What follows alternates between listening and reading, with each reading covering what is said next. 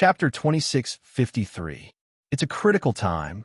Your daddy and I have to deal with the bad guys together, so I don't want to distract him. But if you don't tell him and something happens, you won't be able to explain it to daddy, right? I don't think so. Mommy can take care of herself. Did mommy do a prenatal checkup? I did it secretly. Mommy's an OB-GYN. Don't worry, Pudding. Okay, Mommy, you have to take care of yourself and the baby. Pudding looked at her mommy worriedly. Hwamin picked up Pudding lovingly and placed her on his lap. Oh, Mommy's pregnant now. You can't carry me. Pudding struggled to get off his lap. It's okay. The baby in Mommy's belly is still small. Nothing will happen. Pudding, do you like a younger brother or a younger sister? Hwamin asked happily. A younger brother, of course. Why? Hwamin was even more intrigued. Because Little Bean and I are girls. If we become nuns in the future, Daddy and Mommy will be lonely. If it's a younger brother, he can marry a wife in the future so that Daddy and Mommy won't be alone. No one will accompany them. Pudding's reason made Hwamin's eyes hazy with tears. Pudding, your words really touch Mommy. I'm just saying what I think. Although a younger brother is a bit naughty, he has his advantages. Then, aren't you afraid that Daddy and Mommy will only love the younger brother and not you and Little Bean? Hwamin asked tentatively. Mommy, we're not kids who don't know how to behave. We're all born from the same parents. There's no such thing as love. We're the fruits of your love and will be loved equally. It's not like you guys lay the eggs. You don't have to care about them after they're born. Hwamin, okay, you win. Hwamin suddenly realized that his eloquence was no match for his 3.5-year-old daughter. Wasn't it too powerful? In the other room, Little Bean said that she was going to coax Qi Ning, but on the way to her aunt's room, she saw the freshly baked egg tarts and forgot about her aunt. She followed the maid all the way to the living room and ate egg tarts in the living room. She even nestled in her grandfather's arms and ate. When Qi Ning came out of the shower, she saw several WeChat messages on her phone. Tang Chuan. Ning Ning, why aren't you answering the phone? Tang Chuan. Oh my God, don't scare me. All right, my heart can't take scares. Tang Chuan. Baby Ning, did I do something wrong? Sob Sob, please acknowledge me. Seeing Tang Chuan like this, Qi Ning's heart softened. He picked up his phone and replied, I fell asleep and just woke up. Tang Chuan. Damn, you scared me to death. Can you tell me before you go to bed next time? Qi Ning. Tang Chuan, in the future. In the future, we can't be together anymore. If we break up, will you still remember me? Tang Chuan. I refuse to answer questions that won't happen, and I won't answer hypothetical questions like this. Qi Ning. I'm serious. What if we're not meant to be? Tang Chuan. Then I'll go find Matchmaker and get more fate for us. Qi Ning. If we break up, you'll be sad, right? Tang Chuan. No, because we can't break up at all. Qi Ning. Tang Chuan. Ning Ning, you're weird today. What's wrong? Did something happen? Tang Chuan suddenly realized that Qi Ning was a little sad today, and his heart immediately sank. Chapter 2654. No, nothing. Don't lie to me. If there's anything wrong, just tell me. If I'm not doing a good job, just tell me. I'm really fine. I'm a little tired. I'm going to sleep. Ning Ning. Qi Ning said that she was tired, so she really put her phone in the drawer and turned it on silent mode. No matter what Tang Chuan said, she didn't reply. This made Tang Chuan feel very uneasy. Although he had been busy with Lord Su's matter and hadn't been with her every day, he didn't feel at ease. However, it wasn't to the extent of giving her the cold shoulder.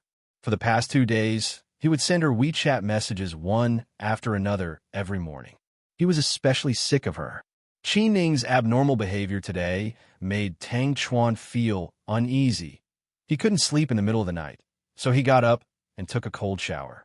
Then he made a phone call. Help me find out Ning Ning's schedule and who she's meeting today. 20 minutes later, Tang Chuan received a call. He was furious. Where's that bitch Qi Ning right now? Tang Chuan asked. Young Master Tang, we just found out that she's drinking at a bar in the West District. Okay, I got it. After hanging up the phone, Tang Chuan angrily drove his Ferrari straight to the Slow Yao bar in the West District. He always disdained going to places like this. As he got older, Tang Chuan didn't play as crazy as before. Most of the time, he liked to drink and chat with Wei Liao and Su Yu in private lounges. However, the people in the nightclub all knew this young Master Tang. "Oh, young Master Tang, why are you here?" "Good evening, young Master Tang." Everyone greeted him. This young master was in a bad mood and didn't even smile. Everyone was scared and made a path for him. "Is Jining here?" Tang Chuan grabbed a man's collar and asked. Yes, she's on the dance floor." The man pointed to the center of the stage. Then, Tang Chuan pulled off his tie and loosened it. Then, he walked directly to the dance floor. On the stage, Jining was having a good time. She was having a dance competition with a prostitute, which made the men below scream. At this time, Tang Chuan took a big step forward, grabbed Jin Ying's collar, and pulled it down. "Oh, what are you doing?" Jin Ying was shocked. When she turned around, she saw clearly that it was Tang Chuan. Chuan, why are you here? Did you come looking for me?" The woman was overjoyed. "Did you see Qin Ning today?" Tang Chuan asked coldly. Upon hearing Tang Chuan's question, Jin Ying stopped smiling and said disdainfully, "I didn't look for her on purpose. I met her by chance. So what did you tell her?" "I didn't say anything." "Did that little girl complain to you? Did she say something bad about me?" "Huh? Do you believe what she said?" Jin Ying was the first to accuse her. "Ningning didn't say anything. Do you think she's the same as you?" "Ningning is very innocent," Tang Chuan said angrily. "Innocent?"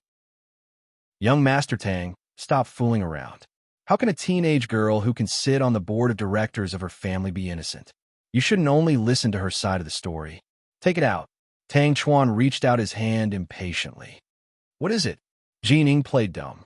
Tang Chuan didn't wait for her to finish and grabbed her phone. Then, he pulled her arm and unlocked the phone. Finally, he found a video. After watching it, Tang Chuan's expression changed.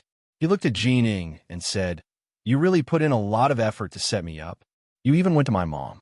"Jin Ying, not bad. You're getting more and more vicious." "Chuan, it's not like that. Listen to me. I did this because I still love you. I still want to be by your side." Jin Ying didn't expect that after a few years apart, Tang Chuan was no longer the reckless and stupid boy who could be played by her. The man in front of her was an angry beast. She was beginning to fear him. Chapter 2655. Come back to me?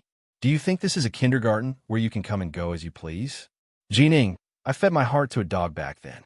I thought you'd be fine as long as you stayed by my third uncle's side for the past few years. I didn't expect you to come out and seek death again. Chuan, I've always loved you. I married your third uncle because he drugged me and forced himself on me. I had no choice.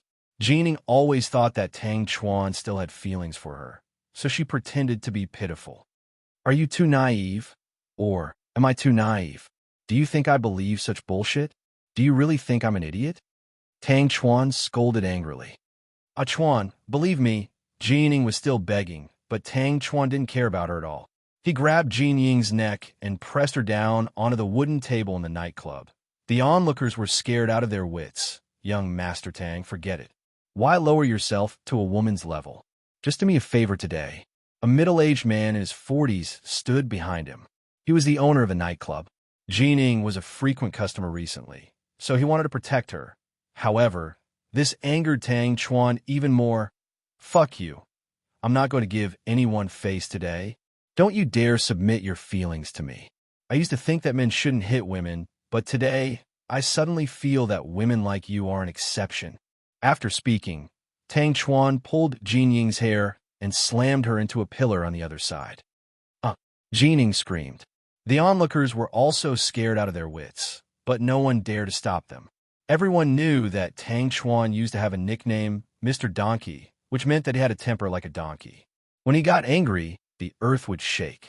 Other than Su Yu and Wei Liao, no one could suppress him. Unfortunately, the two of them weren't here right now. The women who came with Jin Ying were also scared out of their wits.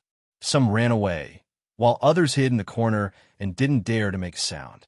No one knew how Jin Ying had provoked Tang Chuan. Chuan, I was wrong. I won't do it again. Please forgive me. Jin Ying begged with tears streaming down her face. Forgiving you is something God does, and my duty is to send you to God. Tang Chuan was furious. In fact, in the past few years, although he resented Jining, it was because Jining had been with him once, so he didn't want to kill her. If he wanted to do something to her, she wouldn't have been able to survive until now. However, this woman was not satisfied. She had always thought that Tang Chuan still had feelings for her. Therefore, if one didn't seek death, they wouldn't die. Help. Call the police. Hurry up. Jining screamed for help when she saw that Tang Chuan had lost his mind. A few rich kids who knew Tang Chuan were also scared silly. Hurry up and call Lord Su. Young Master Tang listens to Lord Su the most. Are you stupid? Lord Su is still in the Municipal Public Security Bureau. He's being detained. Another man was also anxious. Then what should we do? If this continues, she'll die. Hurry. Hurry up and call young Master Wei, one of the rich kids shouted. 15 minutes later, Wei Liao arrived.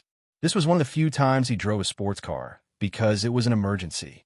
Wei Liao drove his orange-yellow Lamborghini all the way to the nightclub. In only 15 minutes, he ran countless red lights. Jining wasn't fated to die. When Wei Liao arrived, he grabbed Tang Chuan's collar and pulled him back. Let go of me. Tang Chuan didn't know who it was, but he tried to shake him off. You're crazy, Wei Liao roared. Chapter 2656. After seeing that it was Wei Liao, Tang Chuan finally came back to his senses. If you keep doing this, she's going to die. Wei Liao pointed at the woman on the floor and cursed. She deserved to die, Tang Chuan said confidently. In fact, he didn't do this to Jining himself. He pulled her hair and slammed it against the pillar on the table. You killed her in front of everyone. Do you think you can get away with it? Is it worth it for someone like her? After Wei Liao said this, Tang Chuan lowered his head and didn't say anything else. He had just regained a bit of his rationality. Call an ambulance and send her to the hospital. We will settle this privately. We'll pay for it. But if anyone dares to leak this out and make a big deal out of it, don't blame me for not showing mercy. Wei Liao's domineering words shocked everyone. 5 minutes later, the ambulance arrived and took Jining to the hospital. Wei Liao dragged Tang Chuan into the car and left the nightclub. Then, they went to a private club owned by the Wei family. Wei Liao drank with Tang Chuan. Chuan, we've been brothers for years. I'll get straight to the point. Lord Su is still in the Municipal Public Security Bureau. I don't know how he's doing. Tell me, what are you doing? Jining, that bitch is pushing me too far. She's been living a good life for the past few years. But when have you ever seen me talk to her? Tang Chuan took a sip of wine, depressed. Why did you go crazy this time? Is it because of Qin Ning? Wei Liao guessed. Tang Chuan didn't say anything and took another sip of wine. Qin Ning sent a WeChat message to Tang Chuan, saying that she was tired and was going to bed. The truth was, she didn't sleep well last night. At 6 in the morning, she sent a WeChat message to Tang Chuan with an emoji. Tang Chuan didn't reply, which made her even angrier. After getting up and packing up, she planned to go to Tang Chuan's villa to look for him later. When she went downstairs, she saw Huamin eating breakfast alone. Good morning, sister-in-law. Morning, Ning Ning. Where's my brother? Qin Ning was curious. Her brother woke up early every day at this time. Your brother has already gone out. So early? Qin Ning was surprised. Well, maybe I've been busy recently. Oh, Qin Ning sat beside Huamin and picked up a cup of warm milk as she spoke slowly. You don't look too good. Did you not sleep well last night? You have dark circles under your eyes. Oh, maybe it's the time difference, Qin Ning said perfunctorily. At that moment, Huamin's phone rang. Xiao Wei. What? There's such a thing. Oh my God, what happened to Tang Chuan? Okay, I got it. I'll tell Ning Ning. After speaking, Huamin hung up the phone with a serious expression. Seeing Huamin's expression, Qin Ning was scared out of her wits. She thought that Tang Chuan was in an accident. Sister-in-law, what happened? Something happened to Tang Chuan last night. What happened? Did he get into a car accident? Qin Ning was so scared that she was about to cry. She grabbed Huamin's hand with so much force that Huamin frowned in pain. Don't worry, it's not a car accident. Tang Chuan beat up Jin Ying last night for some reason and almost killed her. Later, Wei Liao went and talked him out of it, but he was in a bad mood and kept drinking with Wei Liao. Later, Wei Liao was trapped in the private room of the club and fell asleep. When Xiao Wei went over this morning, she found that Tang Chuan had gastric bleeding and sent him to the hospital. Gastric bleeding? Oh my God! Which hospital is he in right now? Qi Ning covered her mouth, completely ignoring the fact that he beat up Ji Ning. At Southside. Sister-in-law, let's go now. I want to see him. Qi Ning was in a hurry. Chapter 2657. When Qi Ning and Huamin arrived at Southside, the sun had just risen. I'm going to the office to change into my uniform, Huamin said. Hey, it's already so late. Sister-in-law, can you come with me to see Tang Chuan first? Qi Ning grabbed Huamin's hand. Look at how impatient you are. You're not reserved at all. Huamin teased her on purpose. How can I be reserved when I'm in love? Plus, when you were in love with my brother, you were even more lovey-dovey than us. Ha! Huamin was speechless. Just like that, under Qi Ning's constant pestering, Huamin followed Qi Ning to see Tang Chuan before he had time to change out of his uniform. Tang Chuan lived in VIP 6 and enjoyed the treatment of an emperor. Those who knew him would think he was there to recuperate, but those who didn't would think he was there to gain weight. Good morning, Vice Director. Good morning, Vice Director Hua. On the way, all the doctors and nurses greeted Huamin warmly.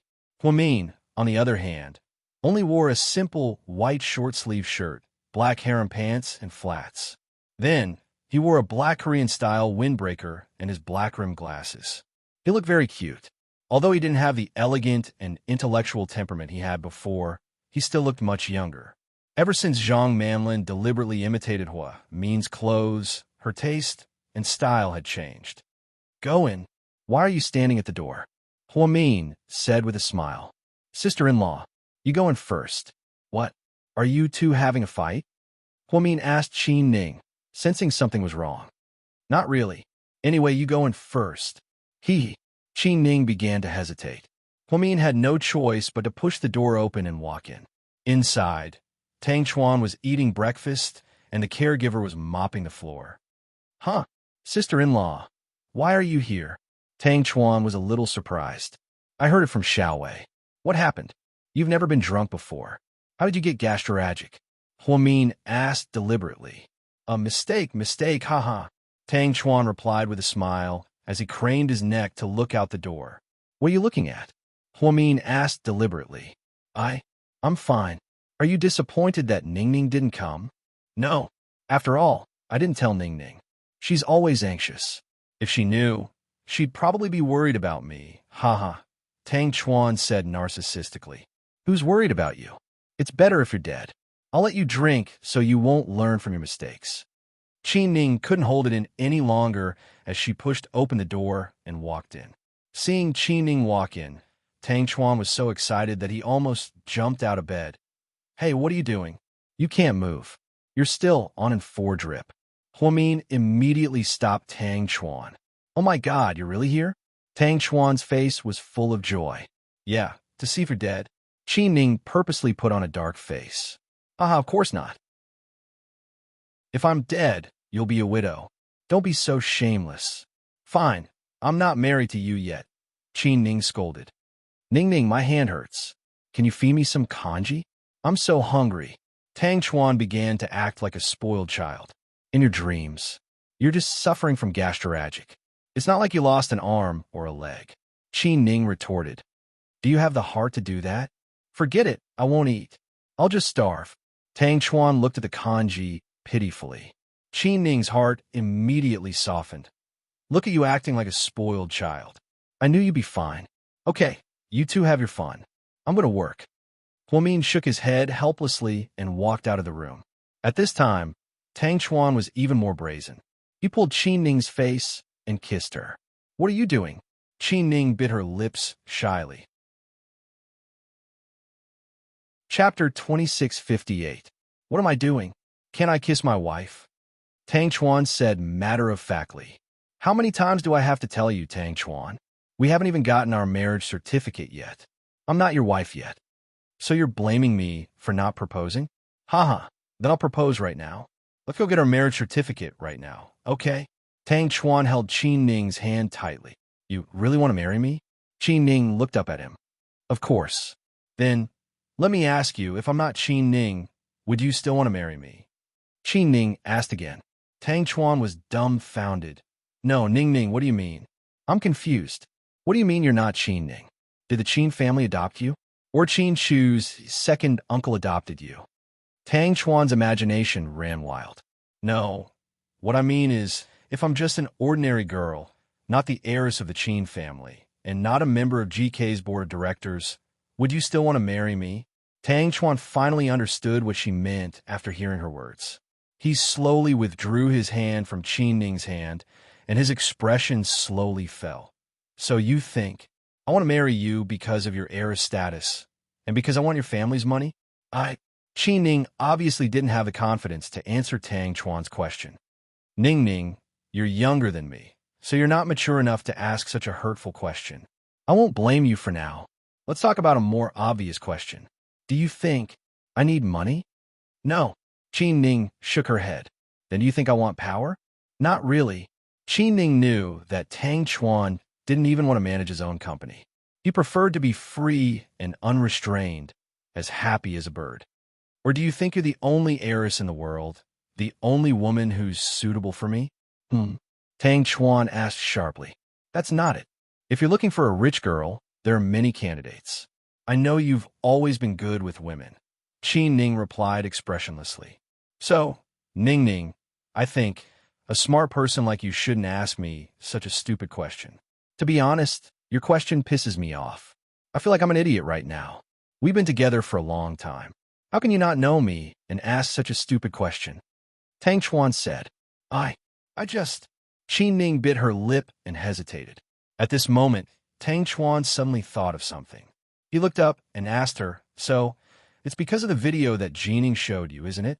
Do you mind what my mother said? Qin Ning hesitated for a few seconds before nodding obediently. I knew it. I knew that woman was the most despicable. I should have just ripped her mouth apart. Tang Chuan was a little angry.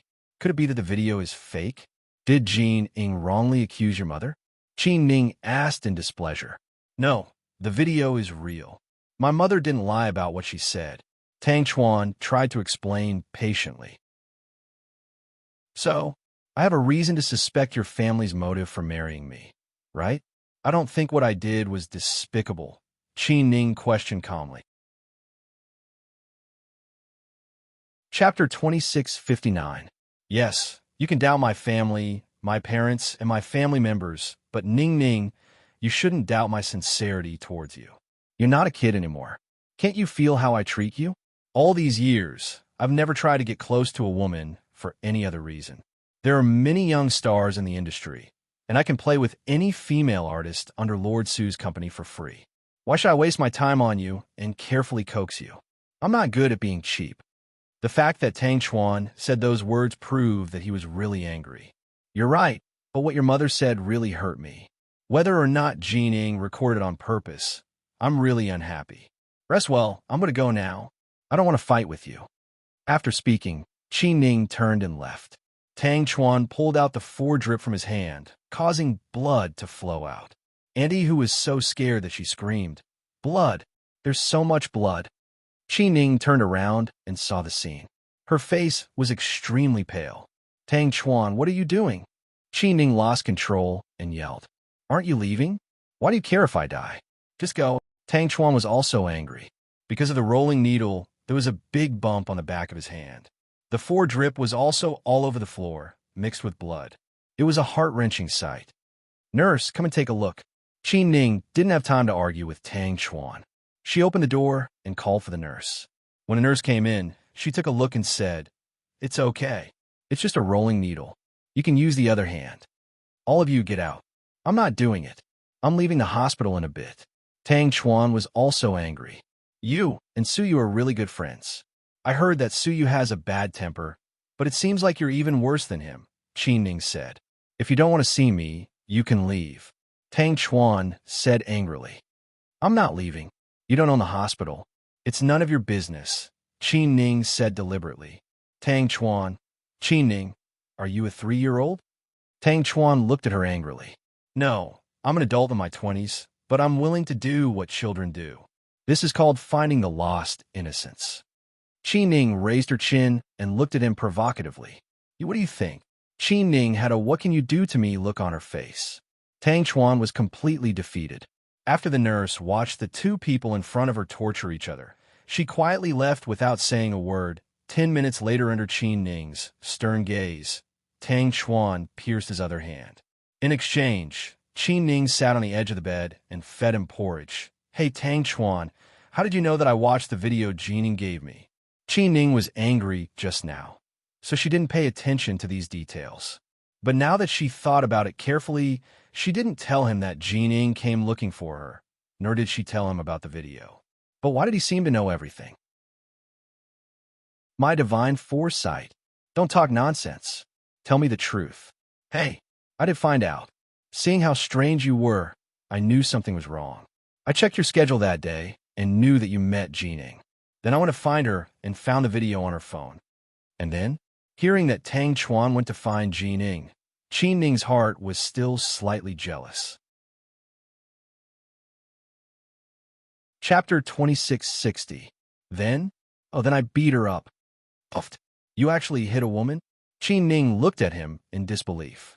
Come on, that's not a normal woman, okay? Plus, everyone has a bottom line. You're my bottom line, but she kept on doing it. I've tolerated it for a long time. Just because she's a woman doesn't mean she can commit murder and arson. If she's forgiven, wouldn't the world be a mess? Tang Chuan rolled his eyes. Qi Ning thought about it carefully and felt that what he said made sense. Then, didn't you feel bad when you hit her? Babe, don't mess around. If I felt bad, why would I hit her? Plus, I didn't hit her. Let me correct you. I beat her up, Tang Chuan said shamelessly as he ate his porridge. Okay, you win. Qi Ning looked helpless. Inside his office, Huamin picked up his notebook and was about to go check on the situation. Just then, Chan Jie walked in and said, Chief, there's a forensic doctor from the city bureau. He said he wants to examine Dr. Lu Zhe's injuries. You should go take a look. Oh, really? I'll go take a look. Knowing that Lin Mingyu was here, Huamin was a little excited. After all, this was a key piece of evidence that could prove Su Yu's innocence. She hurriedly put on her white coat and went downstairs. Lin Mingyu was just in front of Lu Zhe's room. Forensic Dr. Lin. Vice Director Hua. Lin Mingyu spoke in a formal tone. An assistant followed behind him with the necessary equipment in his hands. Thank you for coming. Huamin sincerely expressed his gratitude. You're welcome, Vice Director. It's my job. Let's go. Lin Mingyu pushed the door open and walked in. Lu Zhe was watching the morning news. He was a little annoyed when he saw strangers barging in. Who are you? I'll let you in. Lu Zhe's temper was not small either. Let me introduce myself. I'm a forensic doctor specially hired by the city bureau, Lin Mingyu. Forensic doctor? Why are you looking for me? Aren't you supposed to work with corpses? I'm not dead yet. Did you walk into the wrong room? Lu Zhe scolded. I asked him to come, Huamin said seriously as he walked out from behind. What? Vice Principal, what do you mean by this? Why did you find a forensic doctor for no reason? I need to focus on recuperating now. Do you understand? I know, but I think there are still many suspicious points in this case, so I invited Dr. Lin to examine your injuries. Injury examination? Are you kidding me? Don't tell me that this kind of thing isn't done by our hospital. Why do we need a forensic doctor? Lu Zhe smirked coldly, his face full of disdain. Of course, our hospital can do it, but we don't have the authority of medical examiner Lin. Nonsense. I'm not accepting any medical examination. Get out. Lu Zhe had lost his patience. You have no right to refuse unless you cancel the charges against Su Yu, Huamin said righteously. Tease? Vice President, I'm the one who sued your sweetheart. Are you worried? Are you anxious? Huamin heard his words, but he did not get angry. He just looked at him quietly. Lin Mingyu took out a certificate from his briefcase and threw it on the bed in front of Lu Zhe. What is this? He asked. This is the certificate of injury examination from the city bureau. I'm following the orders of the bureau's director to examine your injuries. You better cooperate, Lin Mingyu said bluntly. You think you can prove Su Yu's innocence by examining his injuries? You're too naive, Lu Zhe sneered. Medical examiner Lin's time is precious. Dr. Liu, you'd better cut the crap and cooperate with us. Don't say such shameless things to me after the results are out, Huamian said calmly. Chapter 2661. Lu Zhe always thought that his method was foolproof. Even if the wound was examined again, no one would be able to tell anything. After that night, when he was stabbed by the mysterious man, Lu Zhe wanted to frame Su Yu even more. So, he made up his mind and stabbed the wound with his own fruit knife. Therefore, the wound on the surface was caused by the fruit knife. When Lu Zhe used the fruit knife, he wore a water mask so that no fingerprints were left behind. After Su Yu entered the room, he instinctively picked up the bloody fruit knife and became the culprit. Lu Zhe's method was vicious. Doctors only looked at the surface of the wound and would not look too deeply into it. As a forensic doctor, Lin Mingyu was very strict and took care of many details well. Moreover, he was a forensic doctor specially hired by the city bureau. This was why Huamin came to him. Lu Zhe cooperated and stayed still. Lin Mingyu's assistant took out all the necessary equipment. Lin Mingyu put on a mask and gloves and began to examine the wound. Huamin stood aside and watched quietly. At the same time, he had to endure Lu Zhe's mockery and contempt. Vice President, tell me, why is your life so good? There are so many men who are head over heels for you. Logically speaking, your looks aren't that great, and your personality isn't that gentle. Could it be because your skills in bed are good? That's why men can't resist you? Lu Zhe wanted to avenge Zhao Xia so much that his mind was clouded by hatred. Therefore, he didn't hate Huamin at first. However, because he wanted to help Su Yu, he suddenly hated him. Therefore, the words that came out of his mouth were extremely unpleasant. Huamin already knew what he was thinking. He didn't want to argue with him. His face was calm, and he had no intention of refuting. However, Lin Mingyu couldn't take it anymore. He subconsciously pressed hard on Lu Zhe's wound. "Aya, what are you doing? Don't you know how to be gentle?" Lu Zhe turned around and glared at Lin Mingyu. "You're a man. Why are you acting like a woman? If all the men in our country were like you, when we fought against the U.S. and aided North Korea on the battlefield, wouldn't we have been laughed at by the U.S. military? Really, Mr. Forensic Doctor, have I offended you in any way?" Lu Zhe asked straightforwardly as he noticed Lin Mingyu's bad attitude. "No. Then why do I feel like you have something against me?" Lu Zhe narrowed his eyes at Lin Mingyu. "You're worrying too much. I've always done things by the book." Lin Mingyu's tone was completely formulaic. Lu Zhe couldn't do anything about it. His wound was hurting him, and he wasn't in the mood to continue scolding Huamin. With Huamin's EQ, she could tell that Lin Mingyu had purposely hurt Lu Zhe because he was mocking her. Huamin suddenly felt that although Lin Mingyu looked cold, he actually had a good heart. Unfortunately, they couldn't be friends anymore. Huamin wasn't a saint either. She wasn't going to be friends with every man who liked her. That would be unfair to Mr. Qin. Su Yu, on the other hand, was an exception. To Huamian, Su Yu was her and the twin savior. Over the past few years, they owed each other a great debt of gratitude. She would never forget how the Su family extended a helping hand and took her in when she was at her most difficult time.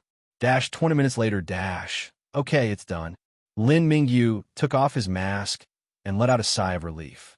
Lu Zhe rolled up his sleeves impatiently. "Dr. Lin, what's the result?" Huamin looked at Lin Mingyu anxiously. Chapter 2662. Let's talk outside. Why do we have to talk outside? Do you guys have some kind of secret? Why don't we talk here? When Lu Zhe heard that Lin Mingyu wanted to talk outside, he felt guilty for some reason. Therefore, he wanted to announce the results here. Lin Mingyu glanced at Huamin, waiting for her opinion. "Then let's announce it here. I believe in Dr. Lin's fairness." Huamin nodded. Lin Mingyu took off his gloves and said slowly, "Vice Director Hu's guess is correct. There is indeed something wrong with his wound." "What do you mean? Speak clearly. Don't try to slander me." Lu Zhe continued to yell. The knife wound that injured his tendons and veins was not caused by a fruit knife. If I'm not mistaken, it was caused by a limited edition military dagger produced by a German factory in 1997. That dagger was extremely sharp and could cut through iron like mud. The person who injured him was after his life. What nonsense are you talking about? Lu Zhe's expression changed. Don't be hasty. I'm not done yet. On the surface of the wound, there is a superficial wound caused by a fruit knife. However, the fruit knife's wound is very shallow. It's not enough to cut through the tendons. Very good. Huamin nodded in satisfaction. It seemed that her guess was correct. But you can't say that Suyu isn't guilty just because he didn't cut my tendons. He tried to hurt me with a knife, so he's guilty of attempted murder. Lu Zhe was adamant that Suyu wanted to hurt him. Lin Mingyu glanced at Lu Zhe coldly and continued. That's the crux of the problem. Even though Suyu's fingerprints were on the fruit knife, Suyu didn't do it. That's impossible. How can you clear his name? There are only the two of us in the room. If he didn't do it, then did I do it myself? Lu Zhe refused to back down. That's right. You did it yourself. Don't forget that the angle and strength you use to cut yourself is completely different from the angle and strength other people use to cut you. I've been a forensic doctor for many years and have seen hundreds of thousands of knife wounds. I can do an experiment to verify this point, Lin Mingyu said calmly. You're lying. You've wronged me. Lu Zhe panicked. I've never wronged myself. I'm a qualified forensic doctor. All right, Dr. Lin, I have a rough idea of the results. Thank you for your hard work. You're welcome. It's what I should do. I'll go back to the city bureau to write a report and submit it. Okay, let's talk later. Huamin politely said goodbye to Lin Mingyu. After Lin Mingyu left with his assistant, Huamin returned to the ward. Don't think that just a few words from a forensic doctor will be enough to clear Suyu's name. It's not that simple.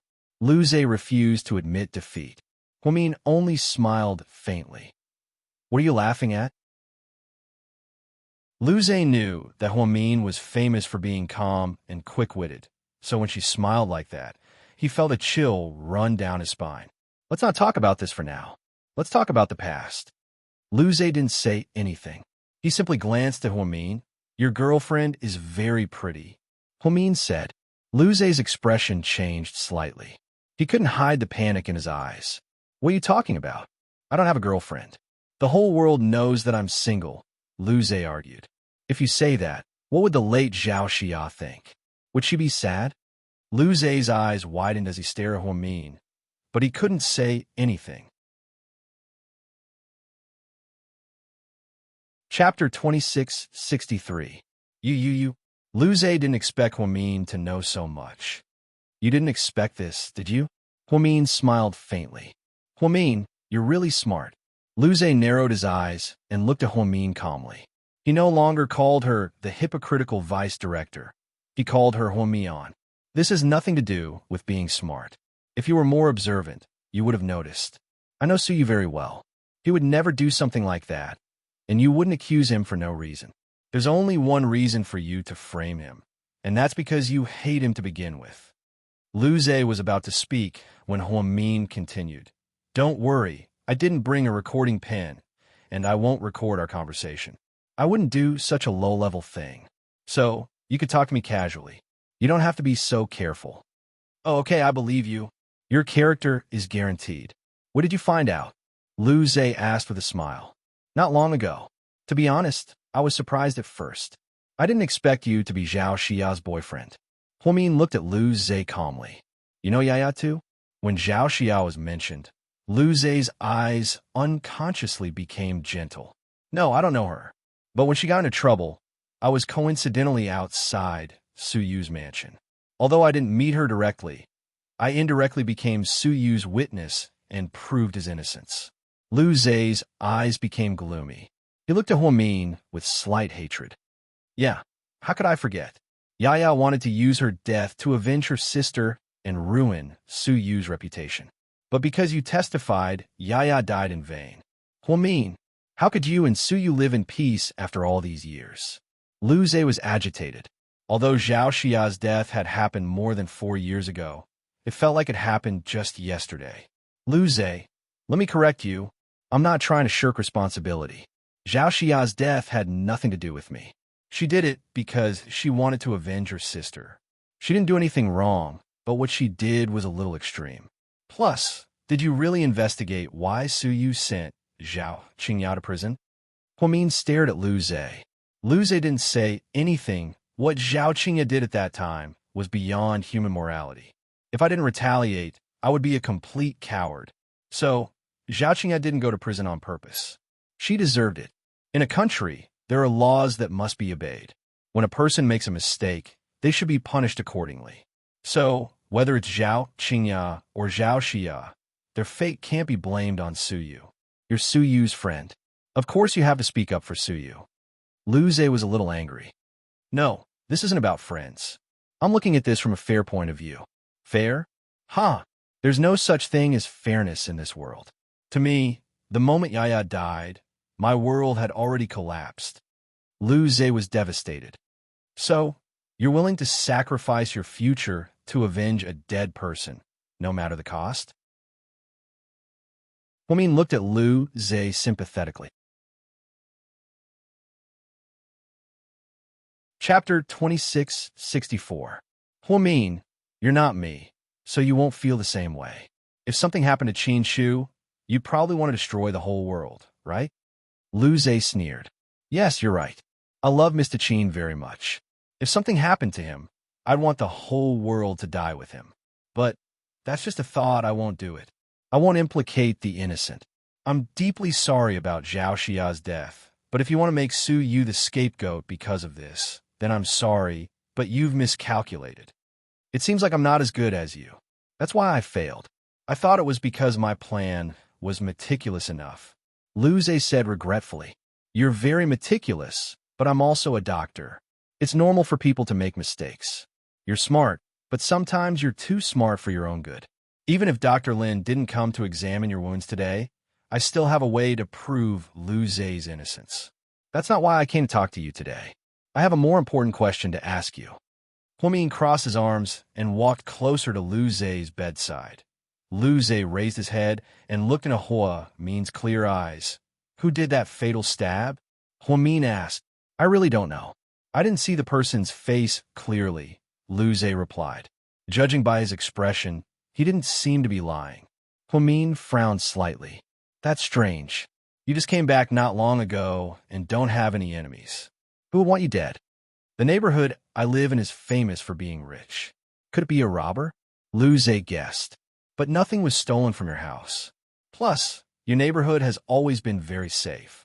How powerful would the robber have to be able to cut off your security system, follow you upstairs, and then kill you? I think he wanted you dead. Now that you mention it, I remember that he said he didn't want money. He just wanted me dead. Lu Zhe suddenly recalled the conversation he had with the mysterious person that day. Think carefully. Do you have any enemies? I really don't. That's strange. Anyway, you should be careful. Huamin's expression was serious. It doesn't matter. I thought I could slowly trip Su Yu, and then I'd be able to answer to Yaya. You're so silly. I think that if you and Zhao Xia were truly in love, she would want you to live. Well, of life is precious because we only have one chance. This isn't a game where you can revive or restart after you die. You don't have to persuade me. I won't give up my revenge just because of your words. Dr. Lu, you're thinking too much. I don't have the heart of a saint to persuade you or influence you.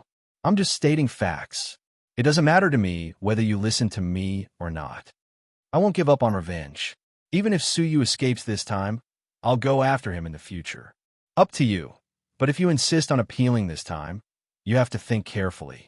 Once Su Yu clears his name, he'll immediately sue you for framing him. Then, you'll be the one in jail. Lu Zhe didn't say anything after hearing this. Okay, I've said enough for today. Think about the rest. Then, Huamin turned around and walked out. Huamin, I'm so jealous of Su Yu, Lu Zhe suddenly said fiercely. Huamin stopped in his tracks. He knew that Lu Zhe had more to say. Chapter 2665. Why would I be jealous of Su Yu? Huamin wondered if it was because of Su Yu's status as a prince. Was it because of power and money? Because he has a friend who treats him the way you do, Lu Zhe said slowly. Huamin opened her mouth but didn't know what to say.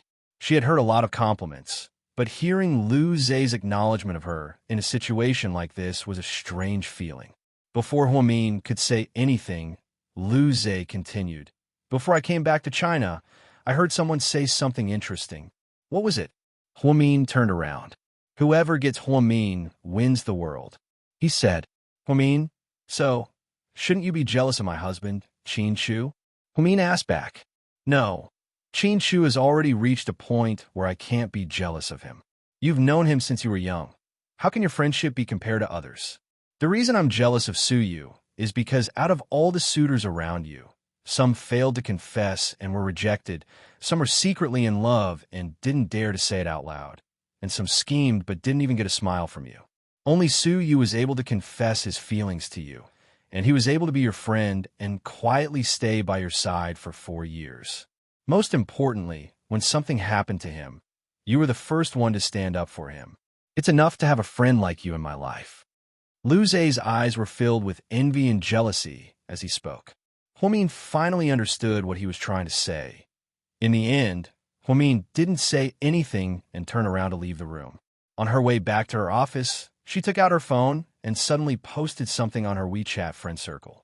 I heard that whoever gets Huamin wins the world, but do you think the world is that easy to get? Zhu Lingling. Haha, you little joker. You're in a good mood today. You actually posted something on your WeChat friend circle. Gao Ran replied to Zhu Lingling. Honey, pay attention to your image as the director's wife. Huamin replied to the poster above. You two go home and flaunt your love. There's no charge here. Jixin. Ha ha ha, sis. Does that mean I was born with half the world? I grew up with you. Huamin replied to Jixin. Of course. Therefore, you have to burn incense and kowtow to be thankful that you are my younger brother. Tang Chuan. Sister-in-law is mighty and domineering. Nothing wrong with that. Qin Ning replied to Tang Chuan, don't flatter me. This is Little Bean's specialty. Little Bean replied to Qin Ning, Annie, I got shot while I was taking a dump. Can you not mention me all of a sudden? I feel so wronged. Pudding, in my opinion, the moment I was born, I could easily own the world. Huamin replied, Moi, Jiang Xiaowei. It's so lively today. Looks like Mian is in a good mood today. Huamin replied to Jiang Xiaowei, of course it's done. Jiang Xiaowei replied to Huamin, Mian is so cool. That's awesome, haha. Huamin replied to Jiang Xiaowei, I really have to thank Lin Mingyu in person later. Zhu Lingling, what are you two talking about? I don't understand a single word. Huamin replied to Zhu Lingling, Ha, you'll understand soon. At this moment, Qin Shu was in a cafe, listening to Zhang Manlin's report on Hua Xiqian's recent situation. Zhang Manlin was talking excitedly, but Qin Shu wasn't in the mood to listen. He lowered his head and played with his phone. When he saw Huamin's post, he couldn't help but laugh. Just as he was about to comment, he suddenly remembered that they were still pretending to be in a Cold War. Therefore, he had no choice but to hold back and send Huamin a private message. It's not easy to get the world. That's why I struggled for so many years. Chapter 2666. Upon seeing this, Huamin laughed out loud. So, you're thanking me for your hard work. I wouldn't dare. I'm just stating facts. So, the man who has the world, do you have anything to say to me right now? Thank you to my party. Thank you to CCTV. Thank you to my mother-in-law for having a good daughter. Thank you to my daughter for having a good mother. Ha ha ha. Huamin laughed out loud when he saw this. Chief, are you okay? Chen Jie was shocked when she came in to deliver the documents. She rarely saw Huamin laugh like this. I'm fine. Huamin waved his hand. Then, she immediately replied to Qin Shu. Honey, what's wrong with you today? Why are you so funny? I used to be like this too, Mr. Qin said proudly. But you didn't. You used to be so serious. Your aura was so cold that it could freeze people. I suspect. I'm chatting with a fake husband. Huamian, you've been quite grumpy lately. Haha, I've always been grumpy. It's not like you don't know me well. Okay, eat your food. I'll stop talking. Qin Shu didn't dare to text Huamin too often. So, after a few words, they stopped talking, however. Upon seeing how happy Qin Shu was with his head down, Zhang Manlin couldn't help but ask, President Qin, what's making you so happy? Continue. The moment Qin Shu looked up, his face returned to its usual coldness. Oh, he said he's going to marry Yin Ruashi. It's true. What's the purpose of marriage? Qin Shu raised his eyebrows. He said he's going to use Yin Ruashi's father's power to expand his business and try to beat you in business, Zhang Manlin said slowly. Are you sure? Qin Shu looked at Zhang Manlin in confusion. He told me himself. I'm not lying to you, President Qin, Zhang Manlin explained anxiously. What's the rush? Did I say I don't believe you? I just think that Huasiqian didn't do things like this in the past. Defeating me in business is a little cowardly. Maybe he wants to change his strategy, Zhang Manlin argued. All right, I understand. Then can we eat now? I'm starving. Zhang Manlin smiled like a blooming flower. Eat by yourself. I still have things to do. After that, Qin Shu took out his wallet and took out a dozen 100 yuan bills and placed them on the table. Then he got up and left. Qin Shu. Zhang Manlin looked at Qin Shu's back with disappointment. When Huamin is no longer by your side, you'll know how good I am. Zhang Manlin, I'll make you fall in love with me sooner or later. I don't believe that you won't fall in love with me when I'm prettier and younger than Huamin. After Qin Shu left, Zhang Manlin was no longer in the mood to eat. She picked up the money, paid the bill, and left in a hurry.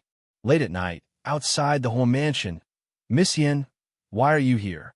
Oh, I couldn't sleep at home. I suddenly thought of some wedding details and wanted to discuss it with Qian. Miss Yin, you should go back. The boss isn't seeing any guests today. Am I a guest? I'm the woman who's going to marry him. I'll be your boss's wife. Yin Ruashi was a little angry. Miss Yin, I'm not trying to make it difficult for you, but you really can't. Big Brother Chung said so, really. Ah Chung, asked him to come out. Miss Yin, I'm here. Ah Chung walked out with a strange expression on his face. I want to see Qian. Tell your men to get out of the way. Yin Ruashi had a temper. No, the boss isn't seeing any guests right now. Ah Ching's tone was very firm, which surprised Yin Ruashi. Chapter 2667. Ah Chung, how dare you look down on me like this? Yin Ruashi had never been humiliated like this before. Huasiqian didn't even bother to talk to her. But now, even Huasiqian's dog was being so arrogant. As the mayor's daughter, Yin Ruashi was enraged. I'm not looking down on you, Miss Yin. Ah Ching's tone was serious and his face was stern. Then let me in. No. Do you believe it? I'll ask my daddy to charge you with something and kill you? Yin Ruashi cursed. Ah Chung was silent. Yin Ruashi walked toward the door directly, but Ah Chung stopped her with a firm grip. Miss Yin, I'm doing this for your own good. I hope you know what's best for you. Ah Chung glared at Yin Ruashi. For my own good? I don't need you to do this for me. Yin Ruashi said angrily. No, I can't let you in at this time. Miss Yin, I'm just a subordinate and I have to listen to my boss. Please don't make things difficult for us. Okay, let's go. Really, we're doing this for your own good. Ah Chung looked helpless. He didn't know how such a stupid woman like Yin Ruashi could exist in this world. Although he didn't like Imo Shui, her EQ and IQ were much better than Yin Ruashi's. Seeing that Ah Chung wouldn't let her in, Yin Ruashi suddenly had an idea and shouted upstairs. Qian, Huasiqian, Miss Yin, do you want to die? Ah Chung's expression changed. Qian, I want to go in. Make them go away. Yin Ruashi ignored Ah Chung's warning and continued to yell at the top of her lungs. Ah Chung didn't care about his manners and covered Yin Ruashi's mouth with his hand, trying to stop her from making any noise. Yin Ruashi had a bad temper and bit Ah Chung's hand between his thumb and index finger. Ah! Ah Chung screamed and let go of his hand. Yin Ruashi took advantage of Ah Chung's distraction and ran upstairs. Miss Yin, come back. You can't go? Ah Chung frowned. No matter how hard he tried to warn her, Yin Ruashi wouldn't listen. She was determined to see Huasiqian, and she had to see him. Ah-chung covered his wound and was about to rush forward to pull Yin Ruashi down. At the end of the corridor on the second floor, a cold voice suddenly sounded. "Let her come up." "Boss." Ah-chung seemed to be scared. "All of you leave." "All right." Ah-chung refused to take another step forward. Yin Ruashi walked forward proudly. However, she suddenly stopped in her tracks. Just now, the person who spoke, was that Hwasichian? If that wasn't the case, Ah-chung wouldn't have called him boss and listened to him. But if it was Hwasichian, why did his voice sound different from usual? His voice was usually mellow and gentle, but just now his voice was clearly a little hoarse and even a little piercing at the end. The corridor on the second floor was dimly lit. At the end of the corridor was the place where the voice came from. It was the room Hwasichian usually didn't let her go near. She didn't know what was in there. Now that she felt that she was walking down step by step, she suddenly felt a little regretful. Ah-chung was so against her coming up. Could it be that he was really different from usual? Yin Ruashi approached step by step. When she reached the door, she realized that it was open. She felt a chill down her spine, and her scalp started to tingle. At this moment, she suddenly regretted coming up. Chapter 2668. "Chan-chan, are you in there?" Yin Ruashi asked weakly when she reached the door. But there was no response. She walked in carefully and found that the lights were dim. It was an empty house. Except for the gray walls, there was nothing. Yin Ruashi walked in slowly and looked at the walls. Suddenly, she found that there were scratches on the walls. The scratches looked like they were made by a ferocious beast.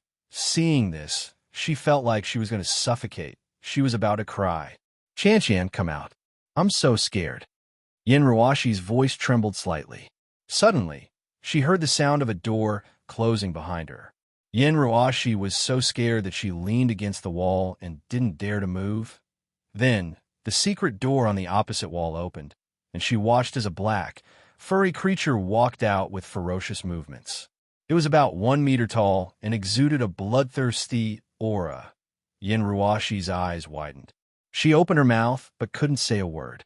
She felt that it was a wolf, a lone wolf with black fur all over its body and a fierce look in its eyes.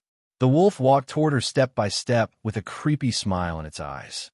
It licked its lips and looked at Yin Ruashi as if it was looking at a sumptuous dinner. Now she finally knew why Ah-chung wouldn't let her come up here. Hwasichian had such a ferocious animal. She had known him for several years, but this was the first time she saw it. "Chan-chan." She whispered Hwasichian's name, hoping that he would appear and save her from this predicament. But she didn't get any response. Yin Ruashi had never felt so close to death in her life.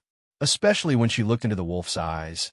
She was dumbfounded and her mind went blank. What last words? What life experiences?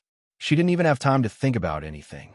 Suddenly, the lone wolf howled, raised its front paws, and pounced on her. It was so fast. "Up!" Yin Ruashi screamed and closed her eyes, feeling like she was going to die in the wolf's belly. Right at this moment, a whistle was blown. The lone wolf suddenly stopped, turned around, and obediently walked in the other direction. Yin Ruashi opened her eyes and found that the wolf had changed direction. On the other side of the wolf, under the window, stood a man. He was wearing a black trench coat and holding a lighter in his hand. Under the moonlight, she could see his figure and silhouette, but she couldn't see his face. "Chan, is that you?" she asked. The lighter was ignited with a bang. Taking advantage of the light, the man turned his head. Yin Ruashi was so scared that her face was pale. The man had the same face as Hwasichian, but there were 2 thick black lines under his eyes.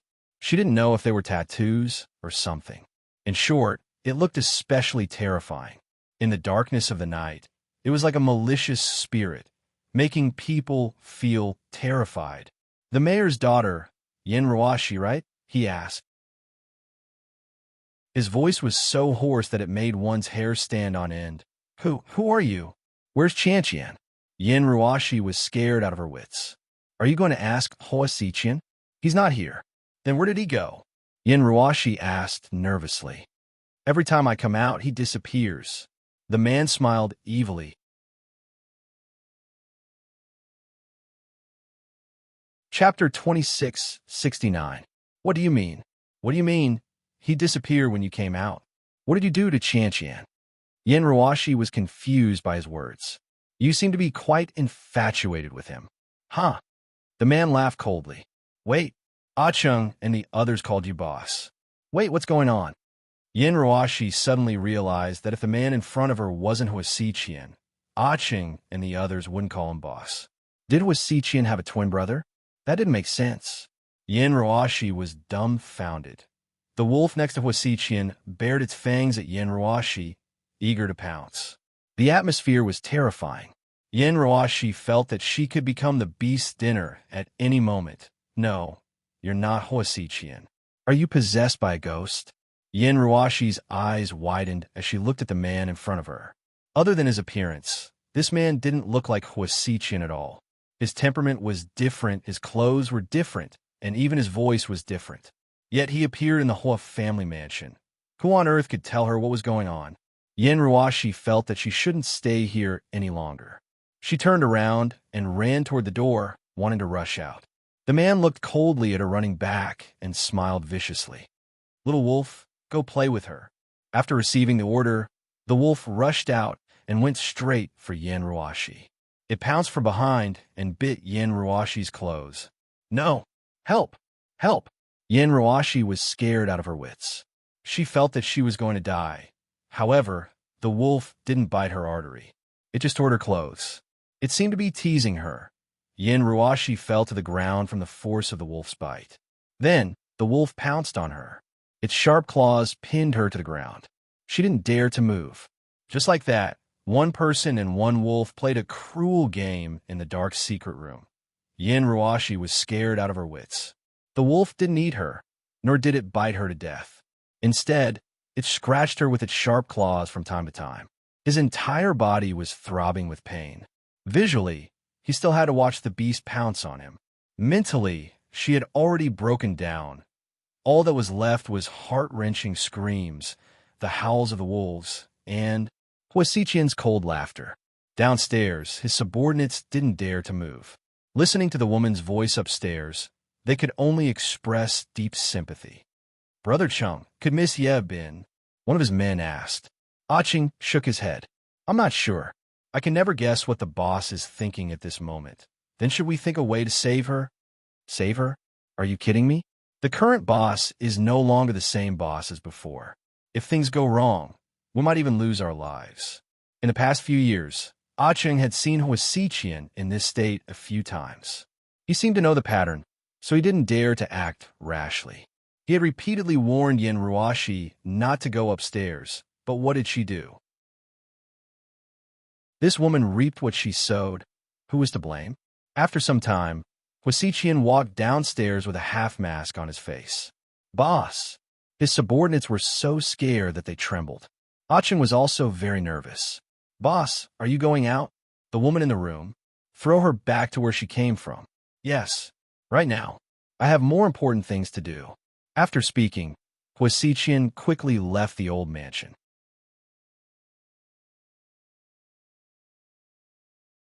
Chapter 2670. Southside Recuperation Center. Although Liu Ze hadn't withdrawn the charges against Su Yu, Huamin believed that Su Yu was basically fine. She planned to go to the Municipal Public Security Bureau tomorrow to see him and tell him that the matter was resolved. When Changjia left, she sent over the list of new patients in the neurology department. Huamin happened to be on a night shift and had nothing to do, so she took the information and read it. It was already 11 o'clock at night. The hospital was also very quiet, especially in the doctor's office. Only Huamin's office was still faintly lit. Suddenly, a gust of wind blew, and the windows were blown open, making a patter sound. Huamin turned her head, glanced at it, and calmly got up. She was about to close the window, but the moment her hand touched the window, a face appeared. A half-masked face suddenly appeared. Under the illumination of the moonlight, it looked especially pale. He smiled eerily and said to her, Huamin, we finally meet again. With a clang, Huamin's phone fell to the ground in fright. She stepped back in fear and then turned around and ran.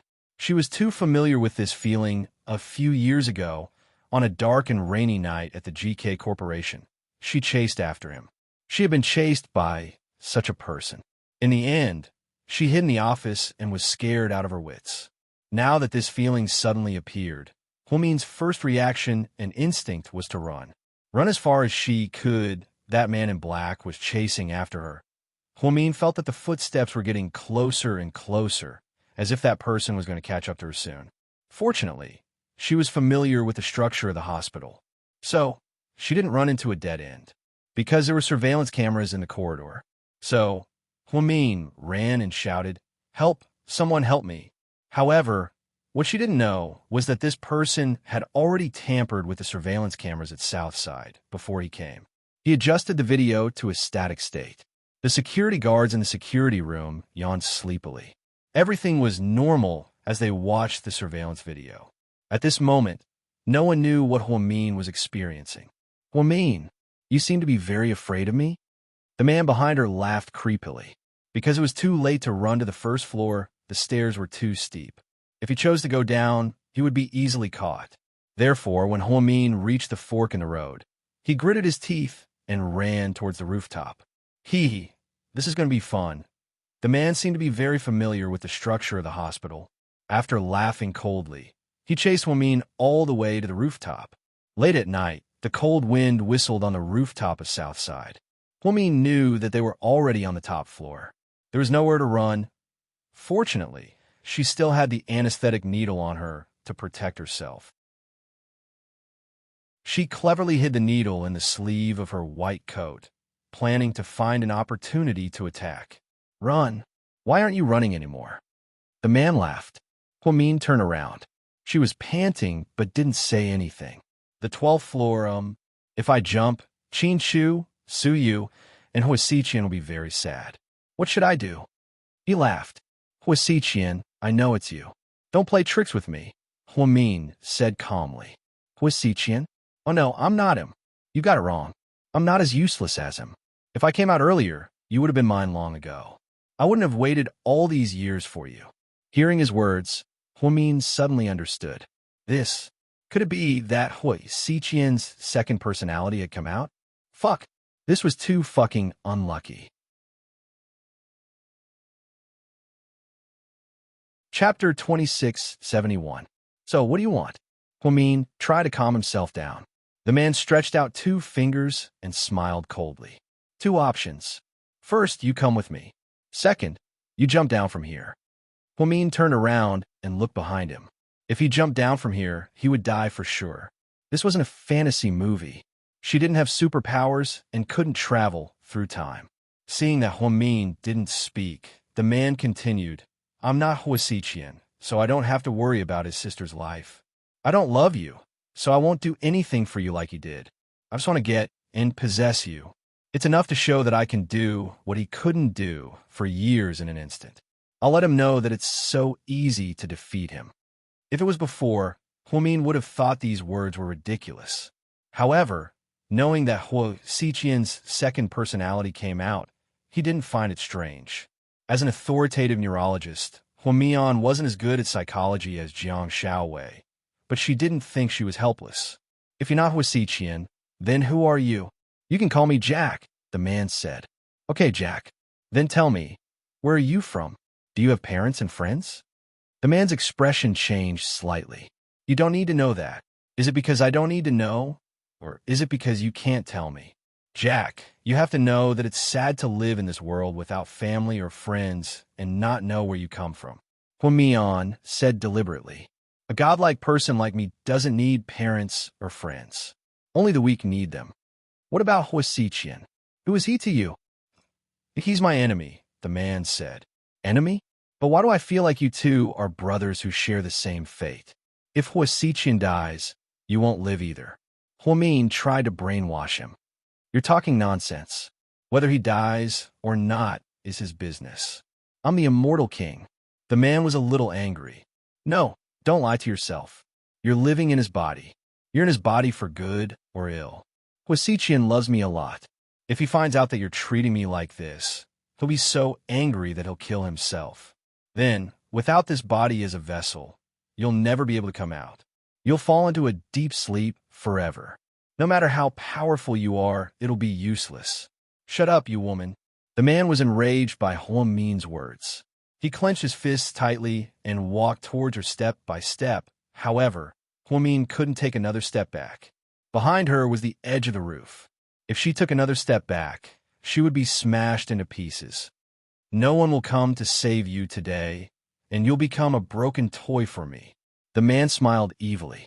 Hua Min moved her fingers slightly and flicked out the tranquilizer needle. She was waiting for an opportunity. Just as the man's hand reached for her collar, Hua Min raised her hand and stabbed the needle into the man's shoulder. However, he was blocked by that person in midair. Tranquilizer needle. Child's play. The man twisted his hand, and Hua Min's wrist immediately felt a sharp pain. Then, the only weapon in her hand, the tranquilizer needle, fell to the ground with a ding sound. Hua Min's heart sank. She felt like she was going to die this time.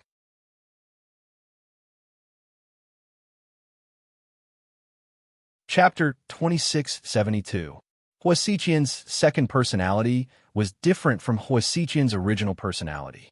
Although Hua Xiqian hated her, at least he couldn't bear to hurt her and wouldn't force her to do anything. However, this person was different. This was a completely demonized Hua Xiqian. He could do many unscrupulous things to Hua Min. However, Hua Min's integrity wouldn't allow anything to happen. Therefore, she planned to take Hua Xiqian's second personality with her when the opportunity presented itself. At the very least, she wanted to take him down with her and get rid of Qin Shu's last enemy. If Hua Xiqian died, the country would be peaceful. If she died, Ian wouldn't continue to investigate. Then, Qin Shu and their daughters would be able to live a peaceful and happy life. However, she wouldn't be in his life anymore. Thinking about her beloved husband and daughters, Hua Min's eyes teared up slightly. However, her pride and self-esteem wouldn't allow her to be a coward. She raised her head arrogantly and bit her lip, forcing back the tears that were about to fall.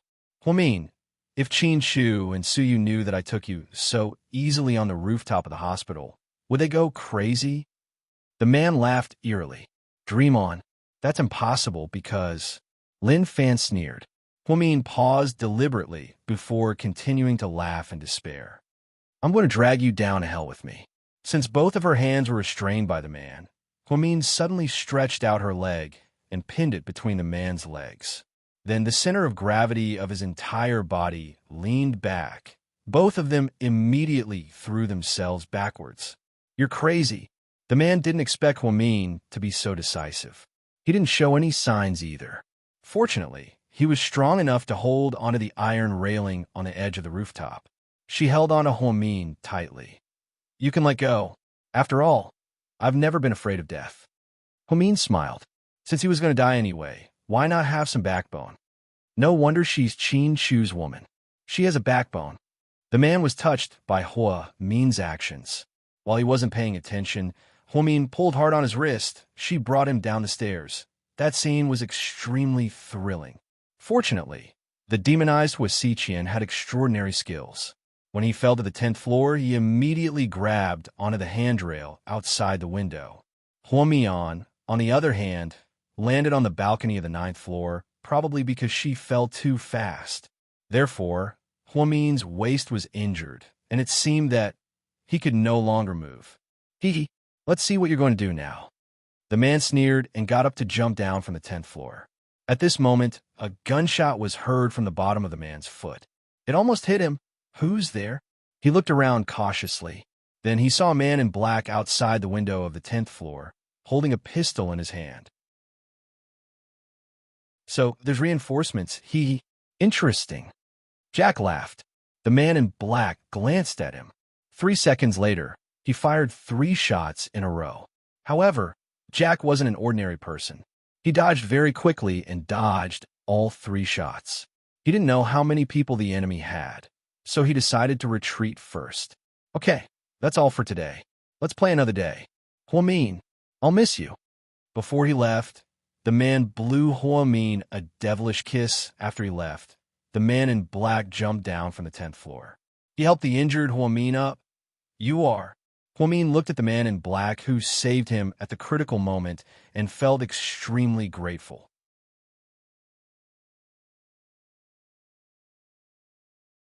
Chapter 2673.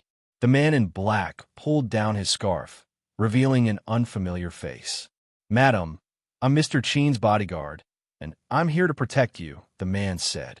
"My husband," Huamin asked uncertainly. The man nodded. "Why didn't he tell me?" Huamin bit his lips. "Mr. Chen was afraid that you'd feel restricted, so he didn't tell you. The truth is, every day, on your way to and from work, when you're at the hospital, when you're working overtime, when you're performing surgeries, and even when you're out for dinner with friends, there are different bodyguards protecting you. I'm just one of them. So, my husband has been secretly sending a lot of bodyguards to protect me." Huamin was slightly surprised. The man nodded. Huamin felt a surge of warmth in his heart. Sure enough, silent actions were always 100 times better than sweet words. Mr. Chen never made any promises, nor did he say anything nice, but the things he did were always so touching. "Mr. Chen, I'll talk to him when I have time. I almost thought he was one of Yan's men who came to save me." Huamin smiled slightly. "Madam, are you talking about the second young lady? It seemed like this bodyguard knew a lot. You know about my sister?" "Madam, your sister did send someone to protect you in the dark, but I was faster than that person, so he didn't move." "You mean I still have my sister's people protecting me?" Huamian was surprised. "Yes. Oh my God." Huamin thought he was going to die. He didn't think that his loved one would have so many people protecting her. "Just now, I thought I would definitely die if I jumped down. Ha! I was scared to death. But speaking of which, since you have so many people protecting me, why didn't you come out earlier? Why did you let me fall down before coming out? If I really fell down, wouldn't I be dead?" Huamin felt a lingering fear. "That won't happen. We've already planned everything out. Even if you fall, there will be people below to catch you. We won't let anything happen to you. We didn't do it on the rooftop because it's too obvious. There are a lot of surveillance cameras and a lot of people watching. It's too complicated. Once our identities are exposed, it'll cause a lot of trouble. That's why we didn't show up earlier." "I see. I understand now." Huamin immediately understood the whole story. Suddenly, he felt a sharp pain in his abdomen. "Madam, how are you?" The man in black was extremely nervous. "I'm fine. Maybe it's because of the shock just now. My stomach hurts a lot. I'll go back and take some medicine. Take me downstairs to my office first." "Okay, madam. Slow down and follow me." In the end, Huamin returned to his office with the help of the man in black. Luckily, today was a close call. After they went back, Huamin sent the men in black away. Huamin secretly went to the gynecology examination room and did an ultrasound on himself. He clearly saw the baby's pulse and heartbeat. "The little guy is more than 40 days old. You're so stubborn. I hope you'll be fine." "Mommy, I'll try my best." Huamin placed his hand on his abdomen. When he got up to go to the bathroom, he found a slight blood stain on his underwear. It must have been from the shock when he fell off the building. She was very afraid that the baby would miscarry. Although Mr. Chen and the others didn't know, it was still her baby. Chapter 2674. After calming down for 3 seconds, Huamin made a decision. She walked to the innermost part of the clinic and made some medicine to protect the fetus. Then, she injected the medicine into her hip. She gritted her teeth and endured the pain. She had to be careful and steady as she injected herself with the medicine. Finally, exhausted, she went back to her office and fell asleep on her desk. Huasiqian didn't come back, probably because he found Huamin was protected by someone. Indonesia. In a small town on the edge of a cliff, Lu Yin sat there with a green bristle in her mouth. Suddenly, her watch rang. "Speak." Lu Yin's tone was always domineering. "Boss, something happened in China." "What happened?" Lu Yin asked calmly. "Your sister was attacked half an hour ago and fell from the rooftop." "Fuck." "Say that again." Lu Yin jumped up anxiously and almost dropped her watch. "Your sister? How's my sister now?" Lu Yin panicked. "Your sister is fine. Our people were going to rush up, but someone else beat us to it." She fell from the rooftop to the 9th floor. She might have lost some weight and suffered some minor injuries. It's nothing serious. Boss, please rest assured. Fuck. Why didn't you tell me earlier? You scared me to death. Lu Yin cursed violently. I haven't finished yet. Boss, you're already in a hurry. So are you blaming me? Lu Yin asked domineeringly. No, no, no. I don't dare to blame you. Cut the crap. Tell me, who dares to touch my sister? I'm gonna blow him up. Although Huamin was only slightly injured, Lu Yin couldn't stand it and yelled that she was going to blow him up. It's the demonized Huasiqian. What do you mean by demonized Huasiqian? Can he transform? Lu Yin asked in a huff. To be exact, it's Huasiqian's second personality. Motherfucker, I finally understand that scumbag Huasiqian. If he doesn't die, my sister's entire family won't be able to live a good life. Once I'm done with that big pervert, I'm going to slaughter Huasiqian. I'll cut him into 8 pieces and feed him to the dogs. Boss, calm down. The problem now is that you should leave Indonesia. Why? Huamin rolled his eyes. Because we received a secret report that Ian's brother, Nalo, will arrive in Indonesia tonight. I'm not even afraid of Ian. Why would I be afraid of his mafia brother? Do you think your boss is a pushover? Lu Yin was always arrogant. Boss, although Nalo isn't a threat, he has Levis by his side. Don't forget, her subordinate reminded Lu Yin. Levis is here. Lu Yin's expression changed. That's right. Boss, you know best how fanatical Reeves' followers are. There's no need for this subordinate to say any more. Nalo bringing Reeves to Indonesia. I feel that something isn't quite right. Boss, you should leave first before anything else happens. Okay, that's all. Then, Lu Yin pressed a button on her watch and put her hands on her hips, looking annoyed. Xiao Fei, pack up. We're leaving, Lu Yin said seriously when she saw Xiao Fei walking towards her. When? Now, immediately right now. Why are you in such a hurry? What happened? Xiao Fei knew that something must have happened if Lu Yin was in such a hurry. Levis, are you scared? Lu Yin asked Xiao Fei with a smile. Xiao Fei's face fell when he heard the name.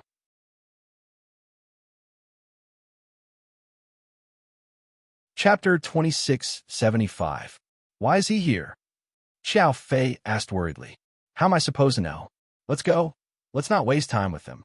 1 against 3, it's not fair. Even if we're immortals, we can't take it anymore. Lu Yin tidied up her long hair and tied it up with a hairband on her wrist, looking neat and tidy. When a breeze blew by, her bangs fluttered in the wind, looking very cool. This Lu Yin was clean and comfortable. She was Xiao Fei's favorite Lu Yin. On the other side, Qin Shu was coaxing his daughter to sleep. Seeing that Huamin wasn't back yet, he didn't dare to call him. He had been pretending to be angry with Huamian and didn't want to fail. Then, he received a call from one of his subordinates. What's wrong? Qin Shu was flustered when he received the call from his secret guard.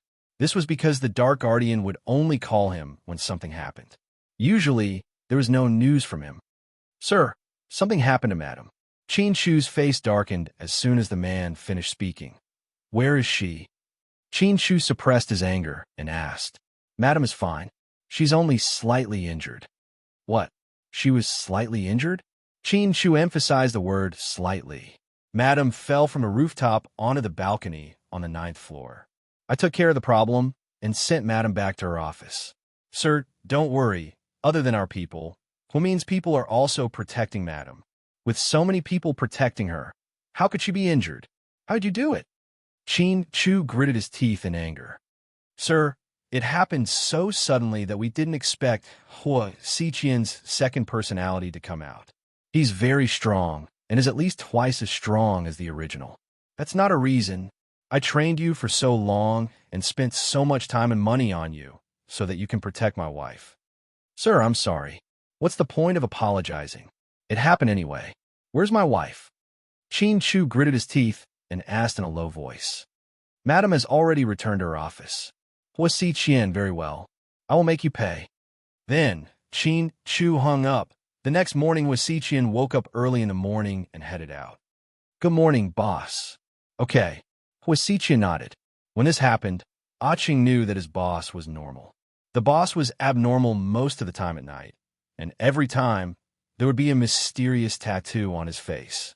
He would even release the wolf in the secret room.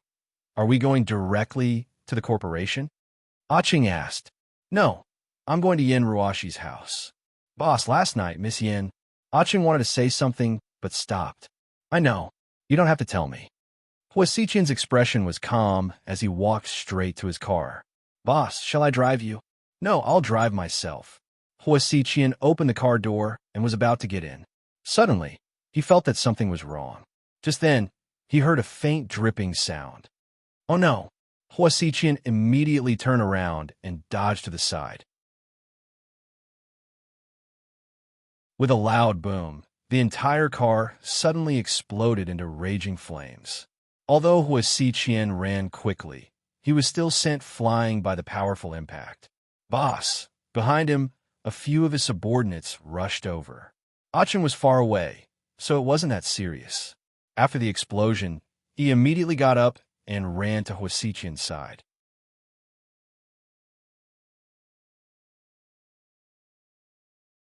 Chapter 2676.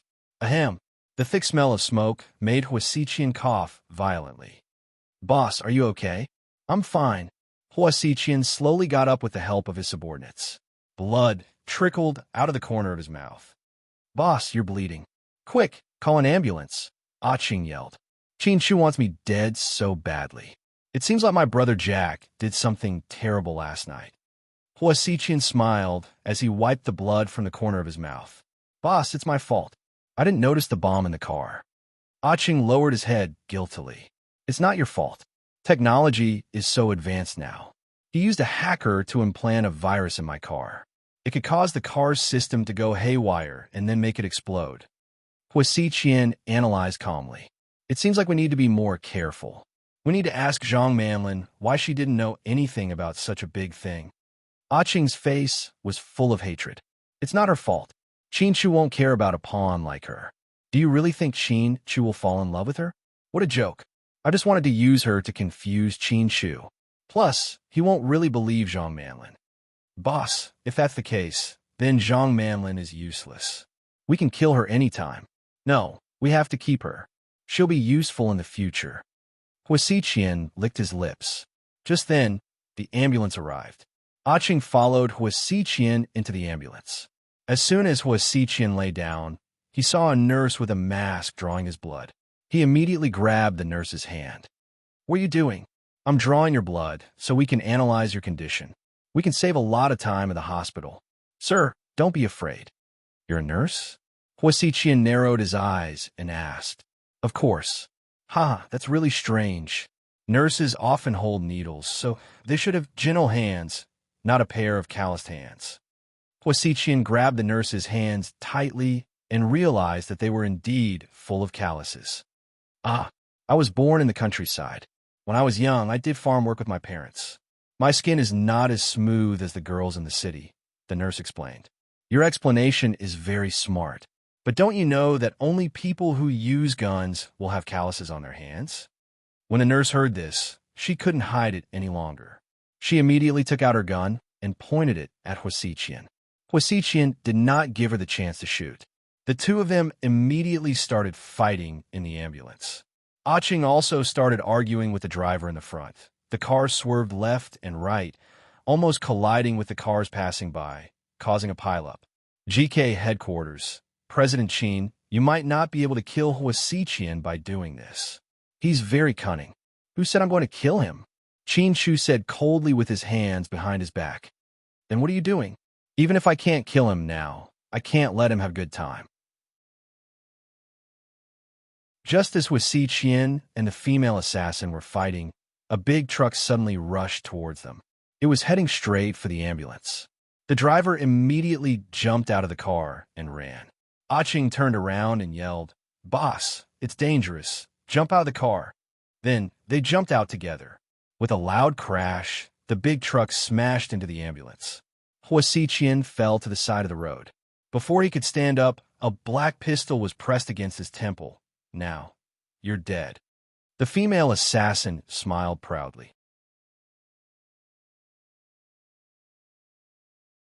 Chapter 2677.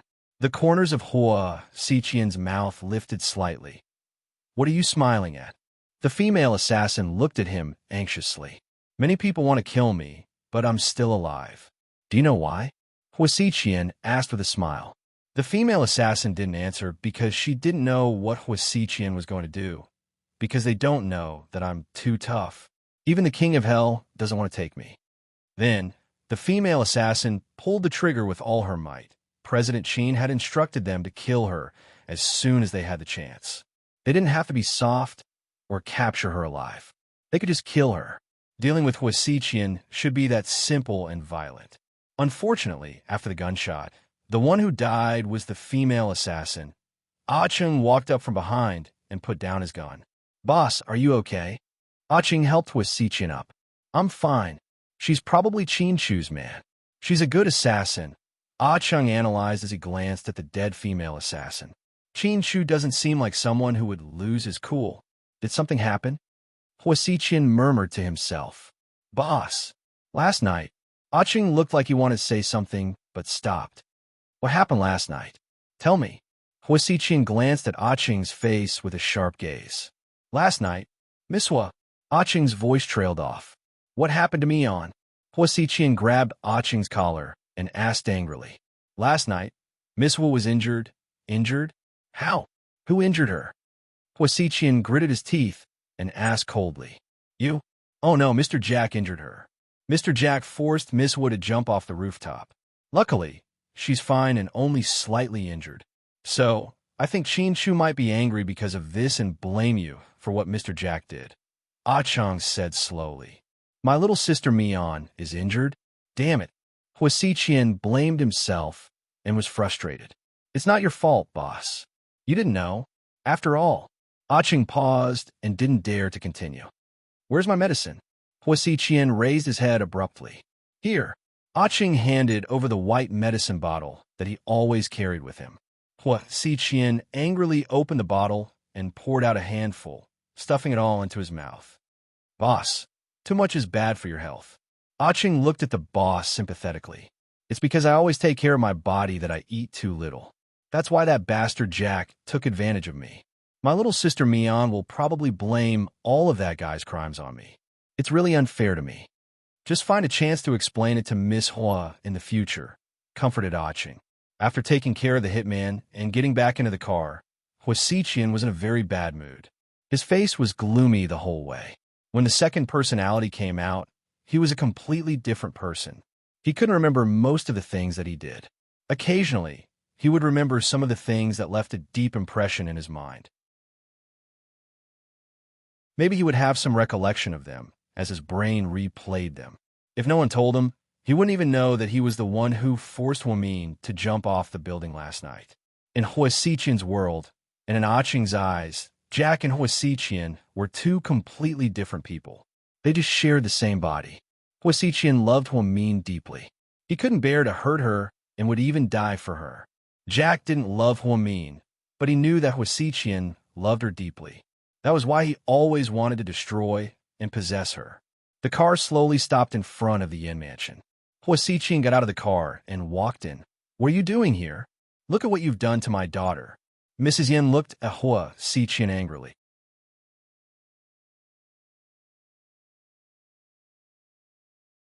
Chapter 2678. Where's Yin Ruashi? Hua Xiqian asked coldly. Get out of here. Don't think you're all that just because you're filthy rich. My daughter is stupid to like you. Look at how you've hurt her. Is she upstairs? Hua Xiqian asked and rushed upstairs. What are you doing? I'll call the police. Mrs. Yin roared. Call the police? Sure. I happen to have some evidence of Mayor Yan's corruption and bribery. The police would be interested as well.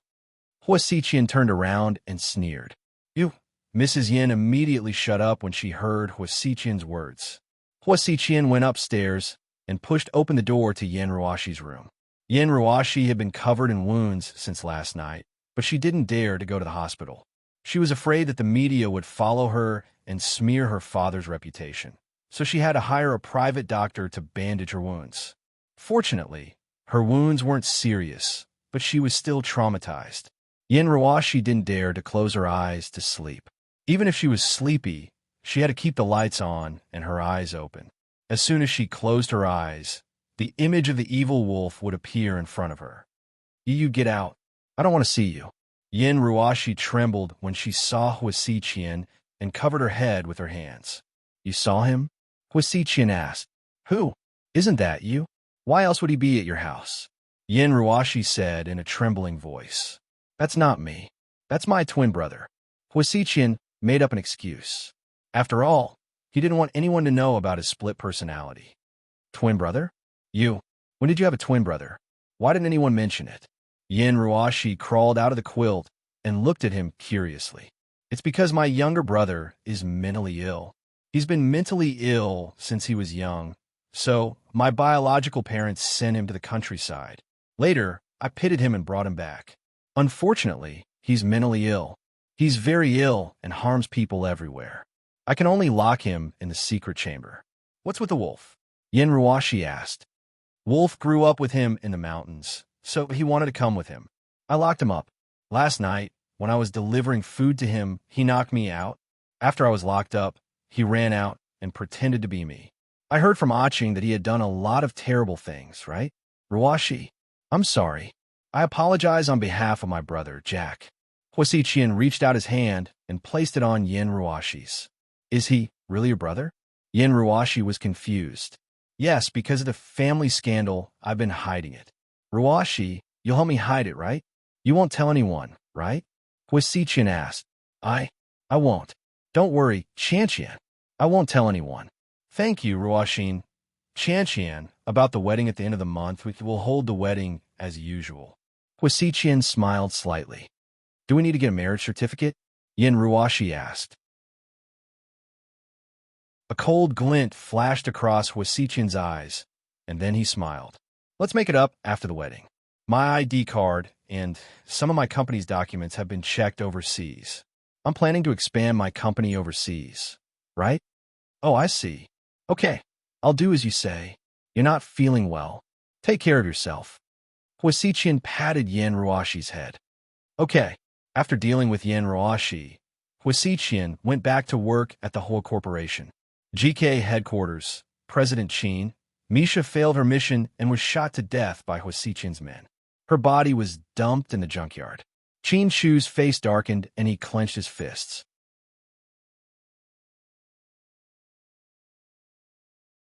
Chapter 2679. Got it.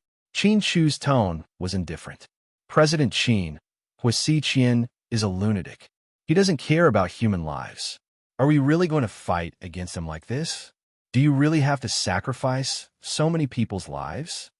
The subordinate asked, not knowing the difference between life or death. What else can we do? Do I have to watch him bully my wife and child? Qin Shu asked. The man was silent. I didn't want Misha to die. Of course, I want her to kill Huasiqian. She's an assassin, so she has to take the risk of dying, right? President Qin is right. Tell the others to give a large sum of money to Misha's family as compensation. Qin Shu wasn't cold-blooded. He just felt that he couldn't just sit around and wait for death. He was too passive. His Mian almost died. Just thinking about it scared him. President Qin, Misha doesn't have any family left, the man said slowly. If that's the case, then donate it to charity. Think of it as doing good for Misha. Qin Shu waved his hand and signed the check. He never cared about spending money. He was sad that his assassin died, but for Huasiqian, sacrifices were inevitable. 7:30 a.m. Huamin woke up tiredly in his office. He washed his face and drove out without makeup. It was 8 a.m. when he arrived at the Municipal Public Security Bureau. I'm looking for Director Gao. He asked Gao Ran to lead the way. Huamin saw Suyu again. He thought he was still as haggard and unshaven as before. To his surprise, Suyu was even more handsome than usual. Wow, you've been doing well these days, Huamin joked. I can't give up on myself. It's not a murder case. Luze doesn't like to talk to me in private. I'll save money. I'll just go abroad for a while. Mian, you guys talk. I have to go to a meeting, Gao Ran said. All right, Huamin nodded. After Gao Ran left, Huamin placed a lunchbox on the table. Wow, is it breakfast? Suyu was ecstatic. Yes. Dr. Hua, why are you being so nice today? You're making it sound like I'm going to the execution ground to be beheaded. Are you giving me my last meal? Suyu joked. Get lost. Don't talk nonsense. Huamin didn't want to listen to Suyu's ominous words. Opening the food box, Suyu was slightly moved, and a trace of warmth appeared in his eyes. You still remember my preferences, Suyu said slowly. Of course. I stayed at your place for so long when I was pregnant. How could I forget such a small thing? I'm a Virgo. Huamin smiled. Inside the lunchbox were exquisite shrimp dumplings, crab roe dumplings, and stir-fried rice noodles. They were all Suyu's favorite dishes. They even drank Suyu's favorite soy milk. You bought too much, Dr. Hua. I can't finish it all myself. What a waste. Suyu mumbled as he ate. Damn, that's for two. Fine, I haven't eaten yet. Suyu felt slightly awkward. Huamin ignored Suyu's awkwardness and picked up his chopsticks to eat as well. Suyu didn't expect that after Huamin left the Su family, the first time they had breakfast alone was at the Municipal Public Security Bureau. It really was something else. Lord Su, you'll be leaving soon. If I'm not wrong, Liu Zhe will drop the charges against you in 2 days, Huamin said calmly. What? Did you find someone to threaten him? Suyu asked calmly. Huamin almost spat out the shrimp dumplings in his mouth.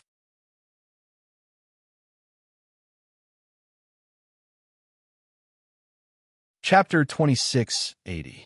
What's with that look on your face? Suyu couldn't help but ask upon seeing Huamin's expression. Big bro, am I that kind of person? Do you think I'd threaten her? Huamin chuckled as he ate. Then how did you deal with that little bastard?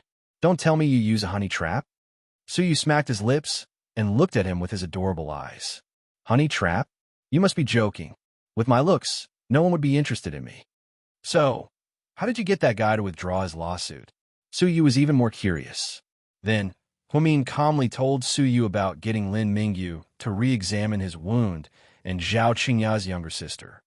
Holy shit, Dr. Hua, I really want to worship you. Huamin was speechless. In the future, I'll bow down to you, Huamin. Your brain is better than all of ours. Grandpa even said that he'd let me go abroad for medical treatment, but you got it done so easily. Suyu looked at Huamin with admiration. Who said that men didn't love smart women? Those who didn't love smart women were usually men with low IQ. Men with high IQ preferred women with high IQ. Otherwise, it would be tiring to have idiots around him. For example, Suyu would never fall in love with Zhao Qingya, Mian, and Qin Shu would never fall in love with pretentious women like Song Yishe or Zhang Manlin. They always thought that they were smart, but compared to Huamin's great wisdom, they were nothing. Don't be so sure. After all, that guy hasn't withdrawn his lawsuit yet. I'm just guessing. If nothing unexpected happens, he'll withdraw his lawsuit in 2 days. After all, he's not stupid. He won't continue doing things that harm others without benefiting himself, especially when he realizes that the situation isn't beneficial to him. Mian, I can't thank you enough for treating me like this. Suyu looked at Huamin tenderly. You don't have to thank me. This is what I should do as a friend. Actually, the people who truly care about you would never rush over just because of your light. Instead, when they saw you struggling to move forward in the mud, they would ignore your sorry state and gently reach out to you. And you are the person who reached out to me when I was in dire straits. What I'm doing now is merely repaying your kindness, just like what you did to me back then. Hey, it's just a trivial matter. Are you going to remember it for the rest of your life? So he scratched his head, obviously embarrassed. In the past few years, Huamin seemed to have been constantly talking about the kindness of the Su family. So you also felt embarrassed. Yes, I want to remember it for the rest of my life. Huamin was very serious. What about me? Mian, will you remember me for the rest of your life? No matter what happens in the future, no matter if I'm alive or dead, no matter if I'm happy, no matter if I'm still by your side, will you always remember me? Suyu suddenly became emotional. I will. I will remember you for the rest of my life. The 2 words, Suyu, in my heart, to me, will always mean that you are my most important friend, Huamin said. Then what if I compared you to Qin Shu? If one day, Qin Shu and I were in danger. Who would you save? Suyu knew that this question was silly, but he still asked it foolishly. Suyu. Huamin wanted to say something, but stopped. It's okay. Just tell me the truth. I won't be angry. Huh. I know what I'm capable of.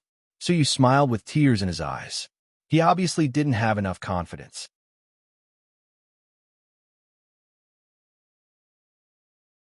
Chapter 2681. I'll save you, Huamin said. What? So you thought he heard wrong. So he asked again. I'll save you. Ah, Dr. Hua, don't joke around. I'm serious. Can you stop joking with me? So you obviously didn't believe him. I'm not joking. Huamin's expression was serious. Then if you save me, what about Qin Shu? So you felt his heart race. Could it be that Huamin liked him? Or maybe it was because she was married to Qin Shu that she couldn't break free from the shackles of morality? For a moment, his mind was filled with all kinds of thoughts. I'll save you, but I'll die with Mr. Qin, Huamin added. Suyu suddenly understood, but then a hint of disappointment flashed across his eyes. So that's how it is. Ha! I knew it. Such a big raindrop wouldn't fall on my head. Ha ha. Suyu pretended to be cheerful. Huamin wanted to say something to comfort Suyu, but he suddenly heard the sound of the door opening. It was Gao Ran. I have good news and bad news.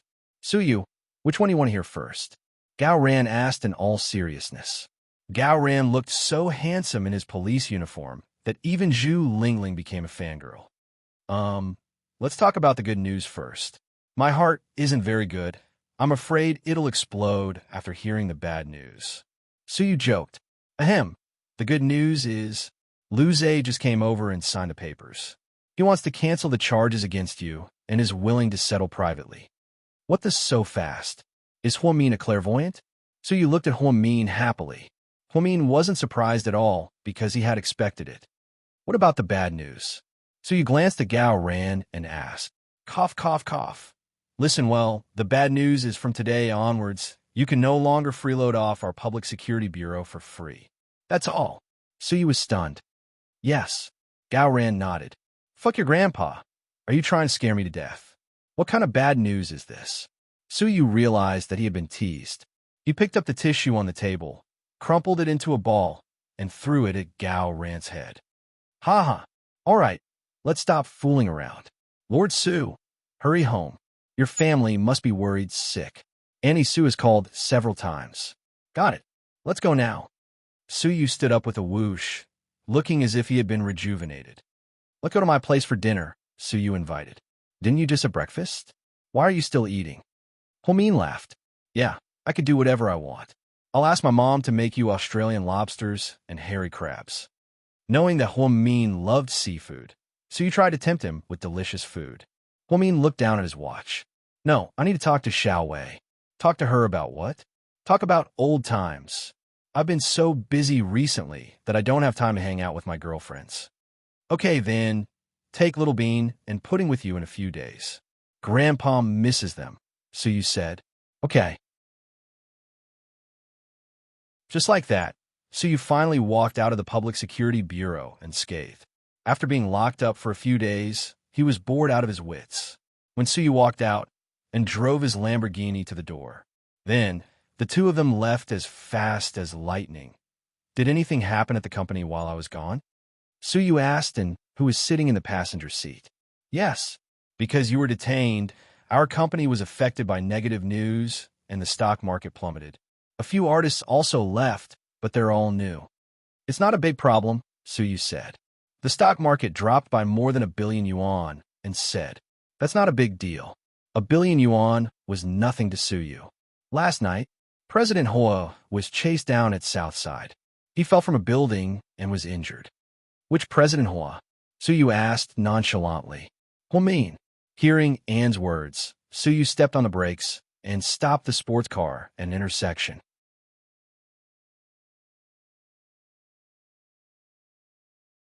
Chapter 2682. What did you just say? Suyu stared at him with his eyes wide open. Didn't you ask me to secretly protect President Hua? My people have been secretly watching. Huamin was attacked last night. Luckily, her husband's people appeared in time to save her. But I think she's still injured, so she was resting in the office last night. Damn, why didn't you say so earlier? So you felt extremely guilty. He didn't know that Huamin was injured and ate the breakfast she brought. He really didn't know that something so big happened last night. Didn't I just get the chance to see you? And felt wronged as well. Who's the bastard? Fuck, I'm gonna kill him. Hearing that Huamin was injured, Suyu couldn't take it anymore. Huasiqian did it. Fuck, it's him again. Suyu gripped the steering wheel tightly. Just then, the traffic light turned green. Suyu was still at the crossroad, which greatly affected the traffic. The cars behind him were already honking like crazy, which was very annoying. Suyu opened the door and walked out. He pointed at the cars behind him and cursed. Fuck, are you guys in a hurry to reincarnate? I'm in a bad mood, so I don't want to leave. If anyone dares to say anything else, I'll smash their car into scrap metal. Hearing Suyu's words, the cars immediately quieted down. Not a single sound could be heard. Everyone knew that this was the young master of the Su family, so who dared to provoke him? Not far away, 2 traffic police officers walked over. They wanted to see who was so brave to block the traffic and even shout at them. However, when they got closer, they immediately smiled. Young Master Su, it's you. What's wrong? Suyu looked up and glanced at the traffic police. Oh, nothing. We just came to ask if you need any help. The traffic police suddenly had an idea and changed his words. I really do. Go and tell the cars behind to be quiet. If they don't stop honking, I'll smash them all. Yes, I'll go right now. After Suyu sat back in his car, his face looked terrible. Knowing that his boss was throwing a tantrum, Xiao was also very nervous.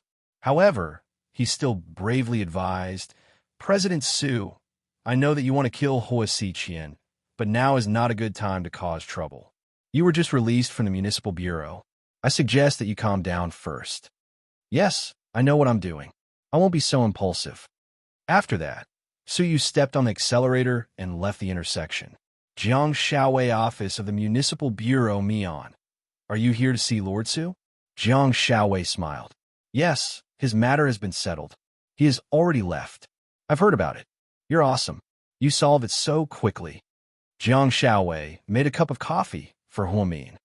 Shaowei, haven't we discussed Huasiqian's split personality before? Huamin suddenly brought up this topic. Yes, why? Jiang Shaowei nodded. Last night, I saw his second personality. No, to be exact, it was the second time I saw it. Huamin still had lingering fears when he thought of that scene. She always thought of herself as a brave girl who would not be easily scared. However, when she thought of Huasiqian's second personality, Huamin still felt goosebumps all over her body. Well, what is it like? Jiang Shaowei was also scared out of her wits. It's very sick, completely different from Huasiqian. Last night, I almost died in his hands, Huamin said word by word. Jiang Shaowei's expression changed when she heard this.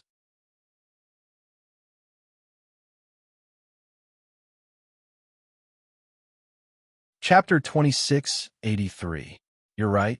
If that's the case, then this is going to be troublesome. Jiang Shaowei's expression was serious. I know you're an expert in psychology, so can you help me analyze his situation? If he kills someone, will he be held criminally responsible? This is a type of mental illness, right? Huamin had discussed this issue with Jiang Shaowei before, but at that time, they only analyzed it on a superficial level. They didn't delve too deeply into it. Now that Huamian had witnessed Huasiqian's second personality erupt again and said so many correct words, Huamian knew she had to do something or she would be in a passive position. What worried her the most wasn't that Huasiqian's second personality would hurt her or Qin Chu. After all, they were both adults and had the ability to protect themselves. What Huamin was most afraid of was that Huasiqian would hurt her twin daughters. Jiang Shaowei was silent for a moment, and then slowly said, according to Article 18 of our country's criminal law, if a mentally ill person can no longer recognize or control his or her own actions and causes harm to others, and if necessary, the government will step in to supervise and force him or her to take care of him or her. Simply put, he or she will be locked up in a mental hospital. If a mentally ill person commits a crime when he or she is mentally normal, he or she will be held criminally responsible. If a mentally ill person who hasn't completely lost the ability to recognize or control his or her own actions commits a crime, he or she will be held criminally responsible. However, they can be dealt with lightly or with a reduced punishment, so we can't generalize. It depends on the situation at the time. What you're saying is, if Huasiqian is himself and he kills someone, he will need to be held responsible, and he'll be given a lighter punishment. Yes, that's what I'm saying. The premise is that he has intermittent mental illness. Split personality is a type of intermittent mental illness in our psychological definition. When he doesn't act up, he's like a good person, but when he acts up, he's not him anymore, Jiang Xiaowei explained. Huamin was silent upon hearing this. Huamin, what are you worried about? Jiang Xiaowei noticed Huamin's concern and asked, Wei, do you think Huasiqian has a dissociative identity disorder, or is he faking it so that he won't have to take legal responsibility in the future? So that's what you're worried about. That's really hard to say. Jiang Xiaowei was also confused. But Mian, you saw it with your own eyes. You're so smart. Can't you tell the difference? Huamin shook his head. Huasiqian isn't stupid. I was afraid that he was just putting on an act for me to see. But when I saw Song Yishu's notes, I felt that it was real. But I also felt that something wasn't right. I couldn't tell. You're probably thinking too much. Maybe he's mentally ill. I plan to have a chat with Jiang Hong when I have the chance. Jiang Hong? Huasiqian's foster mother? Jiang Xiaowei was surprised. Yeah, she raised Huasiqian since he was a child. If he really has a dissociative identity disorder, then she should know about it. Dissociative identity disorder is very common. Split personality disorder is actually very common. When I was studying abroad, I heard from my tutor that there was an auntie in the United States in her 40s who had at most 20 different personalities. One of them could even speak French, but the truth is, this auntie had never been to France and couldn't speak a word of French. So, this incident made her husband feel very strange. Split personality disorder is a type of mental illness, but if you look deeper, it can be considered a supernatural event. Jiang Xiaowei smiled. Huamin was just about to speak when he received a call from Lil Bean. Baby, what's wrong? Huamin's tone was gentle. Mommy, come back quickly. Daddy's angry. It's scary, Lil Bean said mysteriously.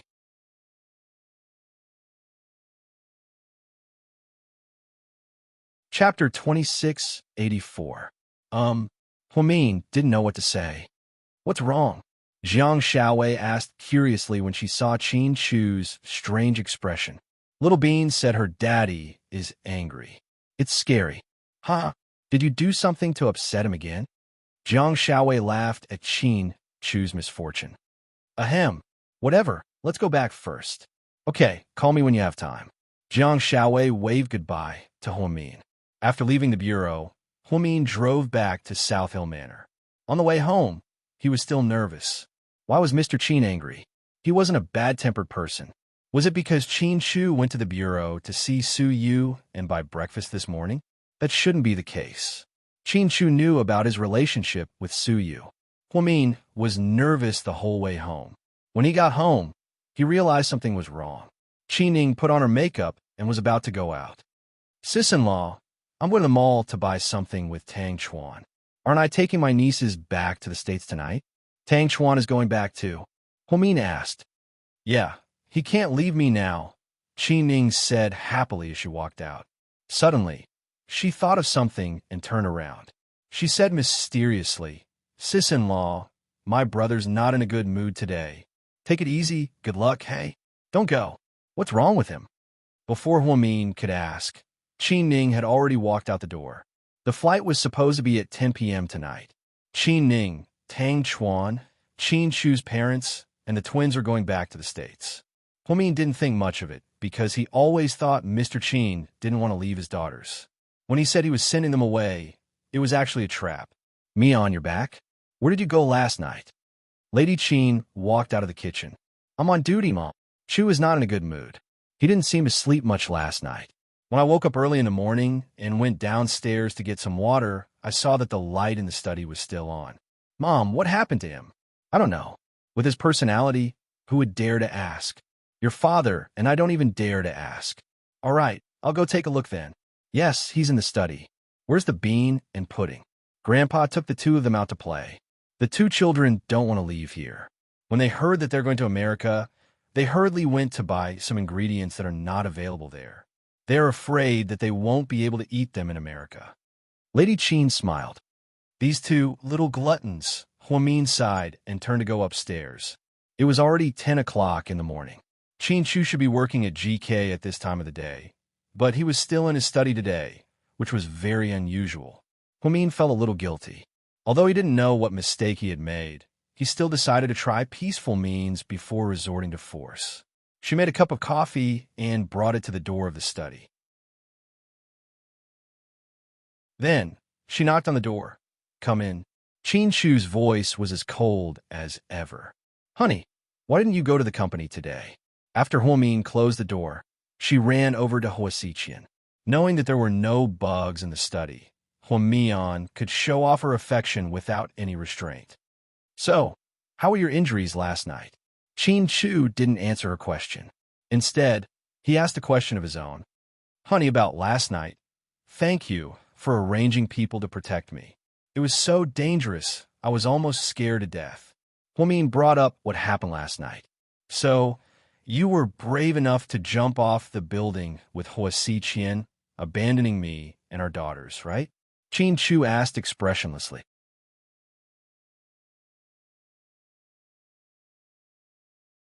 Chapter 2685. You didn't what? You didn't jump off the building? Chin Chu asked with a cold expression. No, I didn't abandon you guys. Honey, don't yell at me, okay? We've been pretending so hard to get intimate with you in the study. Huamin hugged Chin Chu's neck from behind and pressed his face against Chin Chu's. Huamin wasn't good at acting like a spoiled child, and no one else could see it. It was Chin Chu's specialty. So, every time he made a mistake, Huamin would try to act like a spoiled child before Chin Chu got angry. It worked every time, but this time, it didn't seem to be that simple. Come on, don't think I'll forgive you if you act like a spoiled child. Can I seduce you? Huamin pursed his lips and purposely tugged at his collar. Chin Chu glanced at his exposed skin and gulped. Pretending to be calm, he continued. You can't seduce me either, Mian. Do you know how stubborn you were this time? I know, but I'm fine, right? Huamin smiled. Don't always think that you're lucky. That's not right, it's a risk. I can't take that risk, do you understand? Chin Chu continued with a dark expression. I understand, honey. You've been sending me to protect me, and I just found out. I thought you'd already sent those people away. Of course not. As long as Huasiqian is alive, I won't let my guard down. It's just that when my men came back and reported to me, I was so angry that I almost exploded. Chin Chu was still angry. Haha, what did your men say? Huamin hugged Chin Chu's neck like a spoiled child. He was no longer the dignified vice director he usually was. My men said, just as they were about to save you, they saw you jump off the building with Huasiqian. Ha, you were scared, right? Huamin laughed out loud. How dare you laugh? Huamian, aren't you a little shameless? Chin Chu was speechless. He was scared out of his wits, but this woman treated it like a joke. How could she be so wicked? Aren't I fine now? Stop talking about now. Let me ask you, if you fell over 10 floors, do you think you could survive? Chin Chu's asked coldly. I didn't think so much. Huamians as wases. Huamian, what to sest, estitit. What teat shoot. Honey, you're still mad? Haven't I always been mad? Chin Chu asked. Don't be mad, okay? I'll treat you to Xian's ramen. Huamin suggested. It's 2 yuan a bowl. I don't need you to treat me. Chin Chu retorted. Then I'll treat you to 4 pounds of Australian lobster, Huamin said without hesitation. My stomach hurts from eating seafood, Chin Chu said angrily. Then what should I do? Honey, give me a chance. Even if I'm a murderer, you can't just sentence me to death. You're worse than a murderer. No murderer can be as willful as you. You don't care about me and our daughter. You shouldn't be called Huamin tomorrow. You should be called Hero Hua. You're so brave. Me.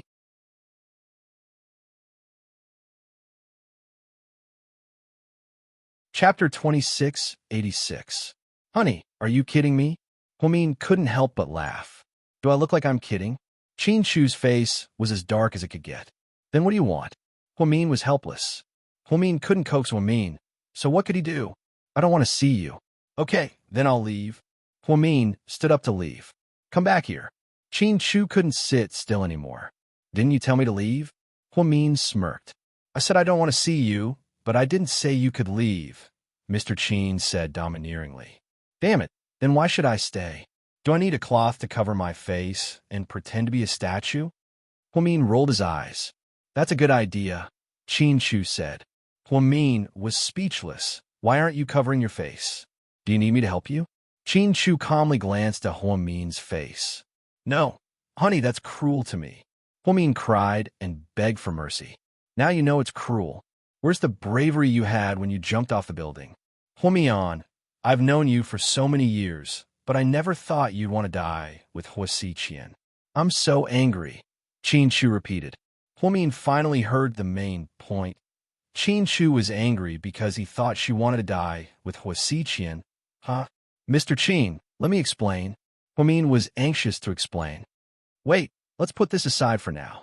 Explain to me why you brought breakfast to sue you this morning. How did you know about that? Did Gaoran snitch? That untrustworthy guy. Hwamin secretly gritted his teeth. No, it has nothing to do with Gaoran. It was Suyu who posted it on his moments. What moments? Let me see. Hwamin had been busy and didn't have time to check his moments, so he didn't pay attention to it. Chin Chu took out his phone, opened Suyu's moments, and showed it to her. Suyu attached a picture of the breakfast and wrote, "The breakfast sent by the vice president is really delicious." Fuck, Suyu actually betrayed me. Hwamin didn't know whether to laugh or cry. You can explain it now. Chin Chu raised a hand and tapped the table with his slender fingers. He looked like he was going to impeach Hwamin. Honey, how come you have Suyu's WeChat? Didn't you say you didn't want to add him? Hwamin smiled mischievously. Hwamian, please don't change the subject. Answer my question directly. I'm not changing the subject. What I mean is, I've been investigating how Lu Zhe framed Suyu. You know, Lu Zhe's girlfriend is Zhao Xia, Zhao Qingya's sister. She died at Suyu's house, so Lu Zhe has been trying to get revenge. What does this have to do with you bringing breakfast to Suyu? It's shrimp dumplings and crab roe dumplings. I don't even have such a sumptuous breakfast at home. Hwamian, are you cheating on me because I've been too busy lately? Chin Chu questioned. Ahem. You think too highly of me, Mr. Chin. I'm about to turn old. Of course I wouldn't cheat on you. Hwamin explained awkwardly. So, you've made so many mistakes. How should I punish you? Chin Chu stood up and slowly turned around. He walked towards Hwamin step by step. We've been married for so long. Let's forget about the punishment. I'll be more careful next time. Hwamin tried to get away with it. How can that be?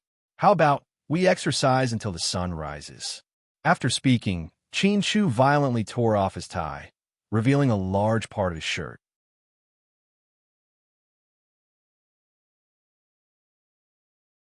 Chapter 2687.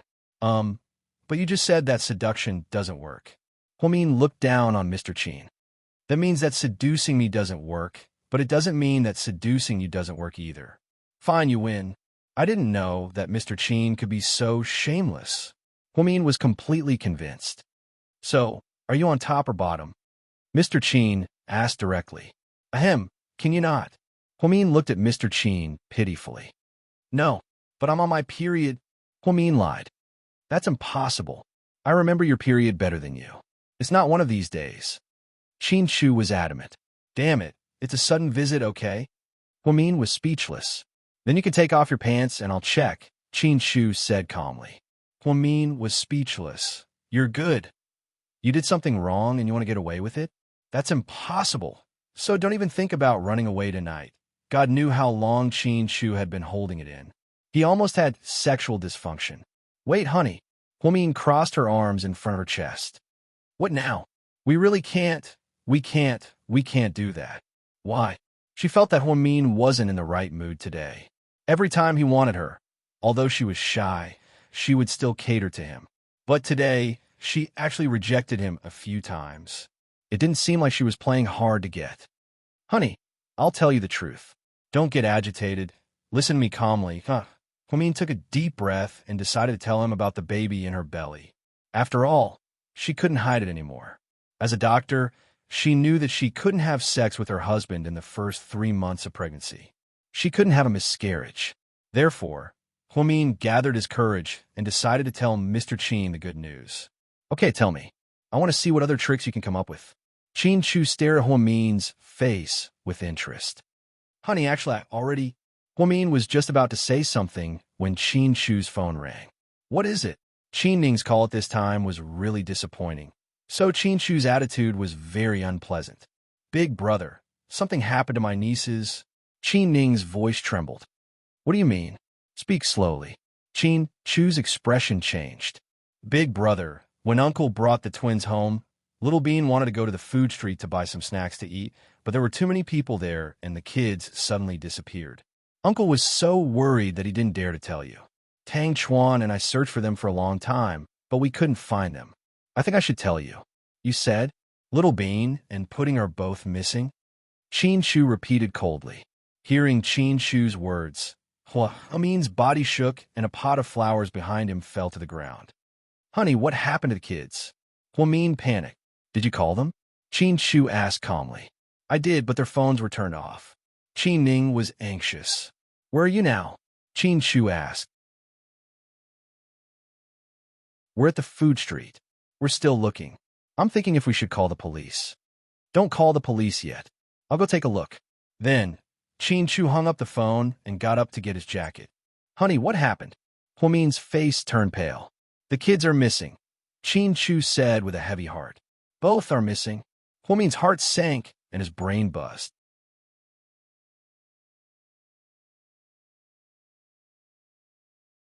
Chapter 2688. Okay. Qin Chu nodded. Huamin's heart sank. Then, the couple drove out to look for them. At the food street, Qin Chu, Huamin, and Qin Ning met up with Tang Chuan. At this moment, Mr. Qin's face was covered in tears. Dad, what happened? Qin Chu asked as soon as he saw him. Little Bean said that she wanted to eat the fried squid and stinky tofu here. I thought about it. Since it was on the way back, and it wasn't too far away, I parked my car here and brought them in a shop. What did you find out the kids were missing? After I took them to eat rice noodle rolls, I paid for them, and within a few minutes they were gone. Dad, didn't you call them right away? I did, but their phones were turned off. Mr. Qin's face was full of self-blame. It's okay, don't worry. Maybe the kids went somewhere else to buy food. Maybe they're still here. Huamin comforted himself. Sis-in-law, Tang Chuan, and I have looked for them many times. They're not on the food street anymore. Did anyone see them? There are so many of them. They shouldn't have mysteriously disappeared. I asked, but they said they didn't see them. There were too many people today. Maybe no one noticed them. Qin Ning pouted, her eyes red. It's all my fault. I'm flying back to the States tonight. If I didn't bring them to the food street, they would be fine. It's all my fault. If anything happened to my granddaughters, I'd die for it. Mr. Qin said, tears rolling down his cheeks. When he was young, Mr. Qin was a tough guy. Now that he was old, he only cared about his children and grandchildren. His 2 daughters were his sweethearts. No matter what the twins did, he couldn't bear to scold them. If they went missing, he wouldn't be able to live. Dad, calm down. Pudding and Little Bean aren't normal kids. They're very smart and have received a lot of education. They won't get into trouble so easily. We need to calm down and think of another way. Huamin comforted his father-in-law. Dad, Mian is right. Don't panic. Leave this to us. Mom doesn't know about this yet, so don't tell her, Qin Chu said. I'm not going back. I want to wait for Pudding and Little Bean here. Mr. Qin was as stubborn as a child. Brother, sister-in-law, why don't we call the police? There's strength in numbers, Qin Ning suggested. No, this place is different from the States. If the twins are kidnapped, calling the police will be dangerous. If the kidnappers get angry, they'll kill the hostages. Tang Chuan stopped Qin Ning and refused to call the police. I say, Tang Chuan, do you know how to talk? What do you mean by killing a hostage? What danger? If you don't know how to talk, then shut your mouth. Qi Ning was already in a bad mood. Upon hearing what Tang Chuan said, she was furious. She pointed at Tang Chuan's nose and scolded him. You can't blame me. I'm just telling the truth. Tang Chuan looked wronged. Tang Chuan is right. We don't know what's going on yet. We can't call the police blindly. Then, Qin Shu made a phone call. Give me all the surveillance footage of the snack street. Qin Shu ordered with a cold face. Huo Mian, on the other hand, kept calling the kids, but their phones were turned off. Suddenly, she lowered her head and sent a message to Hua Xiqian. Hua Xiqian, do you have my daughters?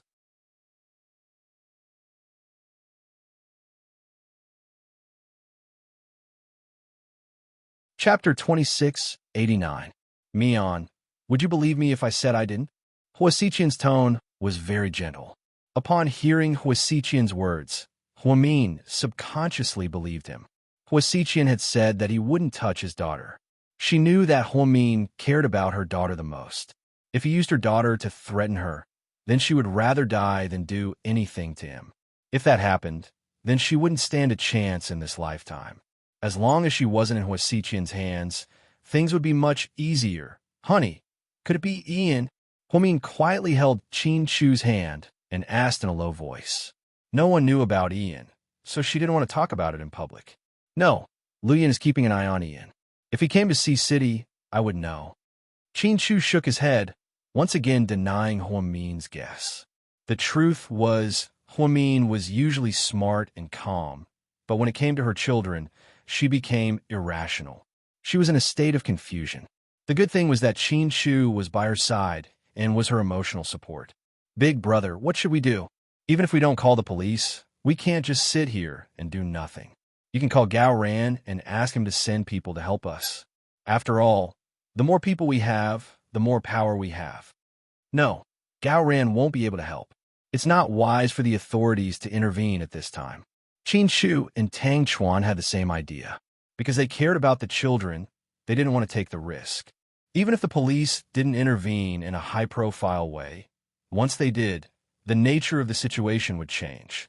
To put it bluntly, if the children were really kidnapped, the police would only anger the kidnappers.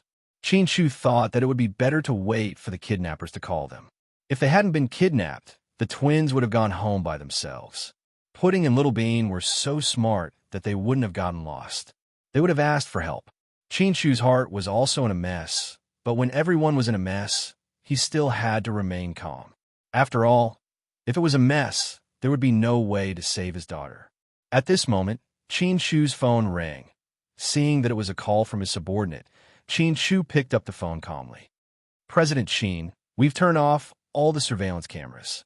All the surveillance cameras on the food street stopped working today. We couldn't find anything. We've asked a lot of people, but none of them have seen Miss Pudding and Miss Little Bean. How is that possible? My dad personally brought the children here. This is a fact, but those people actually said that they didn't see them. If they were ordinary children, it would be fine, but the twins are very obvious everywhere. How could they not see them? Qin Shu was a little annoyed. Then we will continue to ask. The subordinate hung up the phone. Qin Shu's face darkened. Hubby, what should we do now? Do we really have to keep waiting? Hua Min's heart was hanging in the air, and it was extremely torturous. Dad, where was the last place you guys ate? That one over there. Grandpa Qin pointed at a small restaurant not far away. Qin Shu strode over, and the others followed closely behind him. Boss, my dad just brought my kids here to eat. When they were paying the bill, the kids were gone. Did anyone in your restaurant notice? Qin Shu asked. Oh, are you talking about a pair of little girls who look exactly the same? The boss asked. Yes, that's them. Do you know where they went? Qin Shu was pleasantly surprised. It seemed like the boss knew something.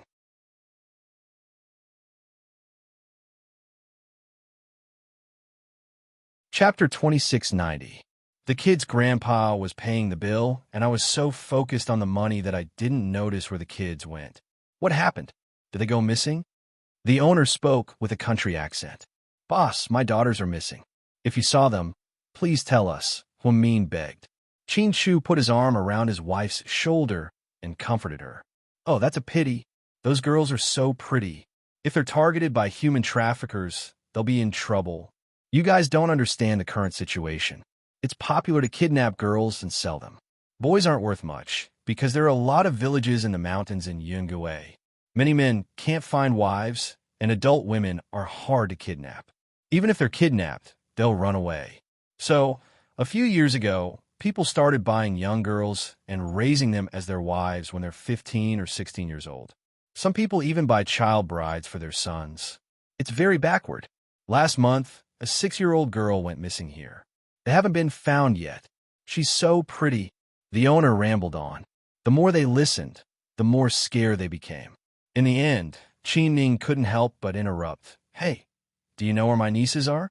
If you don't know, then don't say such useless things. Can't you see that my family is scared to death? Who are you trying to scare? Can't you say something more auspicious? Hey, girl, how can you talk to me like that? Don't you have any manners? The owner was furious. Boss, can you go ask your employees if they've seen my daughters? Huomin's tone was gentle, as if she didn't want to let go of any useful clues. You're a nice guy. Wait here, I'll go and ask. After saying that, the boss called out the waiters and kitchen staff in the restaurant.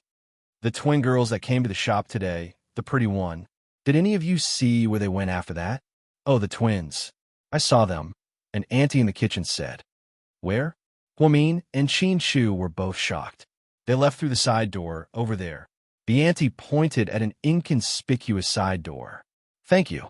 Huomin rushed over, and Qin Chu took out a few 100 yuan bills and put them in the auntie's hand. Then, the group left. After they left through the side door, Huomin was even more disappointed. This was because there was a complicated alley here.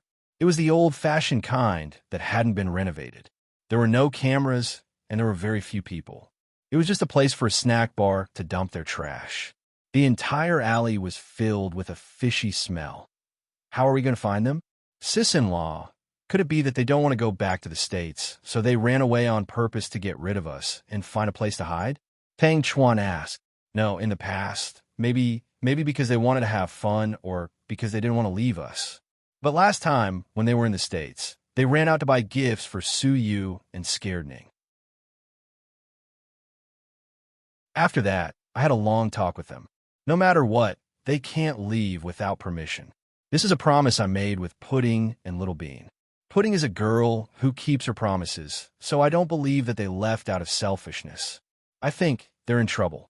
Huomin's eyes turned red as tears welled up in his eyes. He looked very pitiful.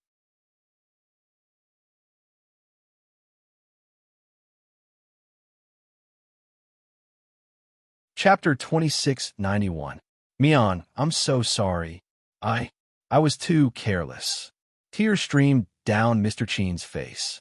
When the twins were taken away by Huomin last time, Huomin went crazy. Now, the tragedy was happening again. How could she bear it? Honey, stay strong. Our daughters will be fine. They're so smart. Even if they're in danger, they'll be able to protect themselves. Don't be sad. How can you collapse before the kids come back? Qin Chu didn't care if Hua Xiqian was listening in on them. He put his arm around Huomin's waist and comforted her softly. But she couldn't hear anything at the moment. Hua Corporation headquarters, that bitch finally made her move. Boss, should we help save them? Maybe Miss Hua will be grateful to you. Ah Chang suggested. No, she won't be grateful to me. In this situation, there's nothing I can do. It's better to wait and see. Then will they kill the twins? Ah Ching guessed. Not yet. She went through so much trouble to kidnap the twins. It's not as simple as killing them. She wants revenge, Hua Xiqian said calmly. Hua Xiqian seemed to have predicted that the twins would go missing, because he had an important clue in his hands. However, Huomin and Qin Chu didn't notice it. Maybe they were too careless. Boss, after they deal with Qin Chu and Miss Hua, they'll definitely come after you for revenge.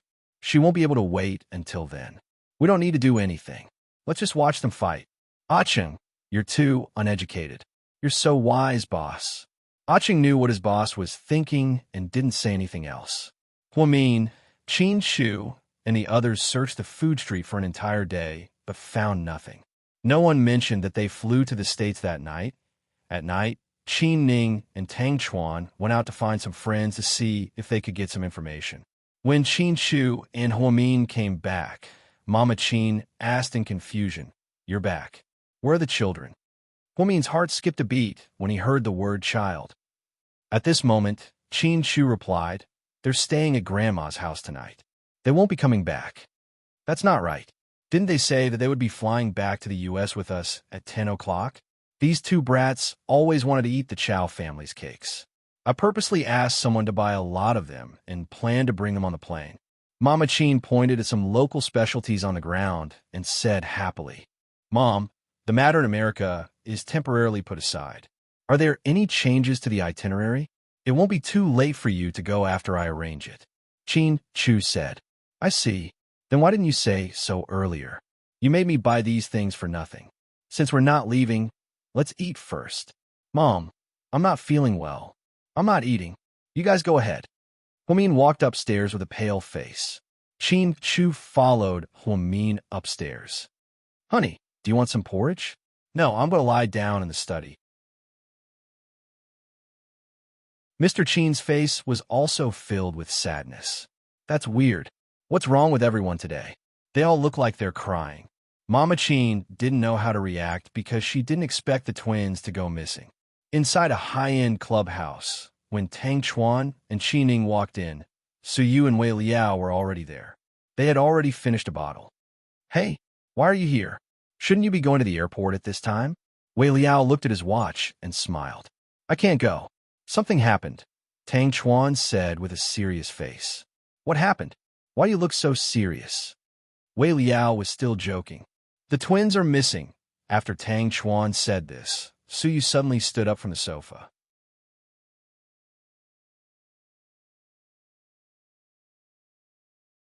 Chapter 2692. "What did you just say?"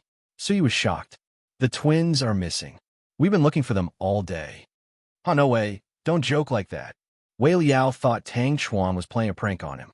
Just then, Qin Ning, who was standing behind Tang Chuan, began to cry. She silently wiped her tears. "It can't be true, right? The twins are gone?" Wei Liao was also dumbfounded. Tang Chuan nodded. Su Yu walked over and grabbed Tang Chuan's arm. "What happened? Where did they go? Where did they go? Who did they go with? Which direction did they go? Did you see clearly?" "Lord Su, it would be easier if you knew, but the problem is we don't have any leads. Ning, Qin Shu, and I have been looking for them all day. Huamin is worried sick." Tang Chuan's voice was very low when he mentioned Huamin. He knew that Su Yu cared a lot about Huamin's feelings. Sure enough, Su Yu's expression changed when he heard that Huamin was worried sick. "How could that be? They're so smart. How could they get lost?" "They can't get lost even in the States, especially Pudding. She knows 12 languages. She can't get lost anywhere in the world." So he was a bit agitated. "So it's impossible for them to get lost. They were probably kidnapped," Tang Chuan analyzed. After hearing this, Su Yu suddenly let go of Tang Chuan's arm. "Damn it. Who dares to touch the twins? I'm going to kill him." Su Yu lost his mind.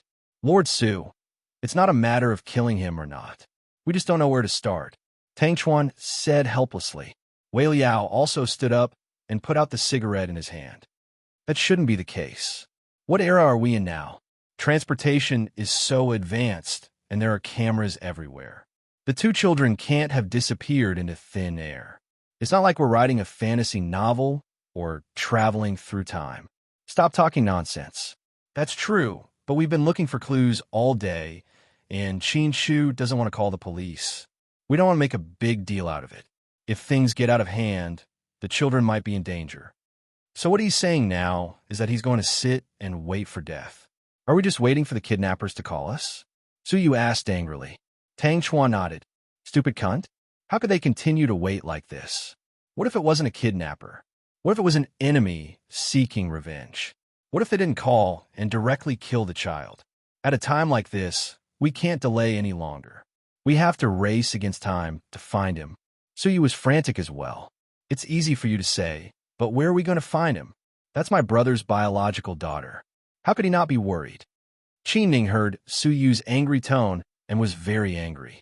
She directly retorted back at Suyu, scaring Tang Chuan so much that he immediately grabbed her hand and told her to stop talking. Luckily, Suyu wasn't an unreasonable person and didn't argue with Qin Ning. I'll think of a way right now. The two of you, too. Use all your connections to find him. Even if you have to dig 3 feet into the ground, you have to find the child for me. I don't believe that there's anyone here who has the ability to take him away without anyone noticing. Has the city been sealed off? Wei Liao suddenly thought of this and asked. Yes, my brother contacted Gaoran. All the exits of the city, even the dirt roads, are sealed off. No matter who took the children, they definitely can't get out. But I'm afraid they'll be in danger. Qin Ning's eyes turned red as she spoke.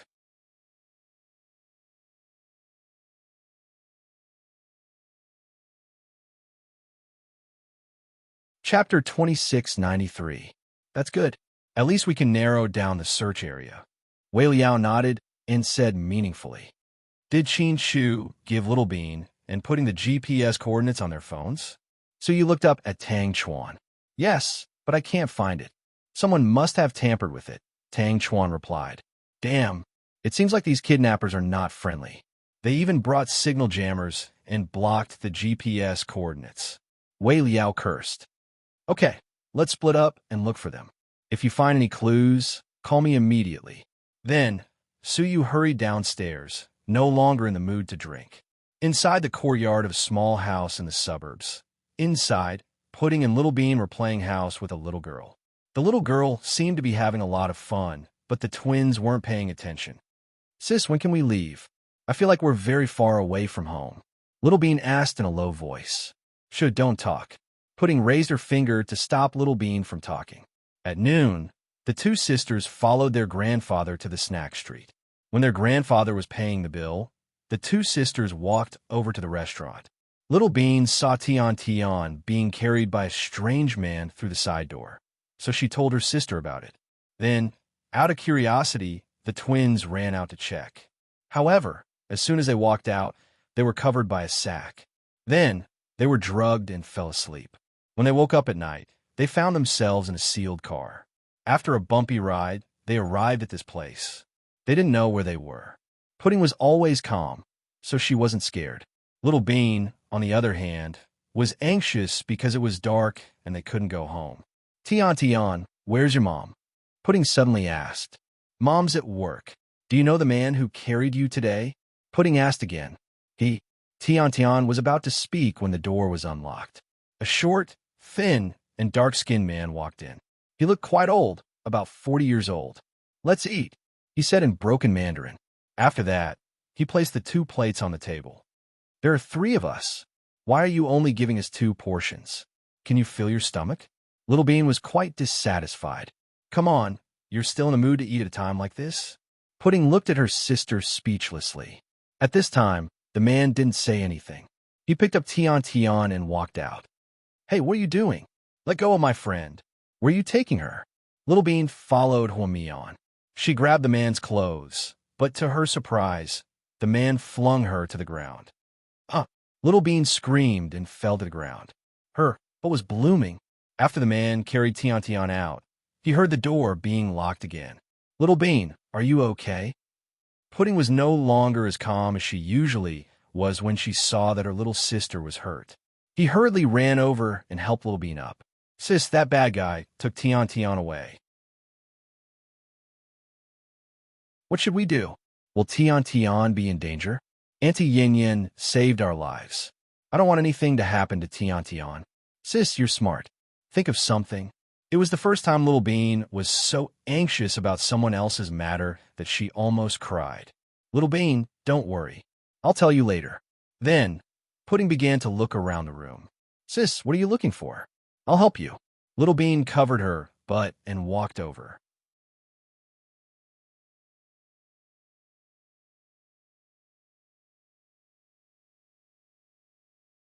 Chapter 2694. Listening Devices. Let me see if there are any listening devices in the house. You're afraid someone is watching us? Yeah. Pudding nodded cautiously. How is that possible?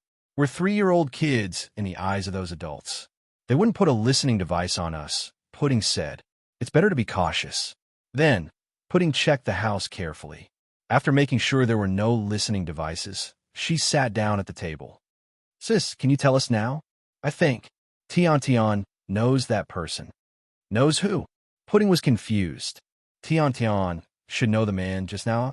No way. Isn't that a bad guy? How can Tian know a bad guy? You mean Tian is bait to lure us in?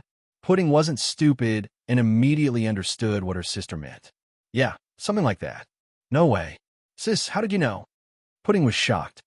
First, when we first saw Tian at the food street, she didn't cry when a strange man hugged her, right? Yeah. Pudding nodded. Second, Tian is like us.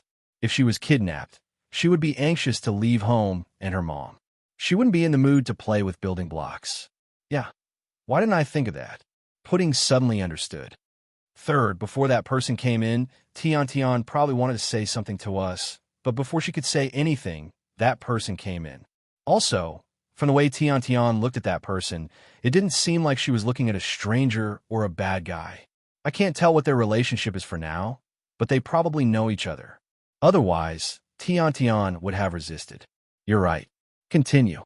Anything else? Sis, Pudding loved it when her sister turned into Sherlock Holmes. It was so cool. Fourthly, and finally, the person who came in just now carried Tian out. Note, he carried her like an adult carrying a child, not a kidnapper carrying a hostage, so I could be sure that they know each other. Wow. Qin Zhao, you're getting better and better. Your IQ is growing. It shouldn't be. We eat the same food and use the same things every day. Why haven't I improved? Little Bean laughed. That's because you're so focused on eating that you're too lazy to think. Pudding glanced at her sister and said, Ha ha ha, you know me best. But, sister, what should we do now? My phone has been taken away by them, and I can't contact the outside world. If we don't go back now, Daddy and Mommy must be worried sick, especially Grandpa. He'll definitely be worried sick when he doesn't see us after paying the bill. There's nothing we can do in this situation. We can only take one step at a time, Pudding said. That's not right, sis. You said Tian knows that person. That means Tian is in cahoots with the kidnappers. Tian is Auntie Yin-Yin's daughter, and Auntie Yin-Yin is Mommy's good friend. She wouldn't do something like that. It doesn't make sense. I can't figure it out yet.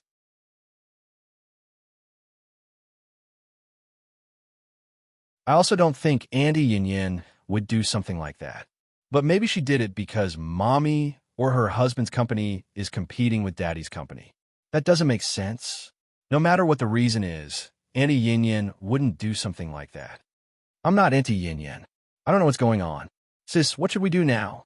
Pudding blinked her big eyes and looked at her sister.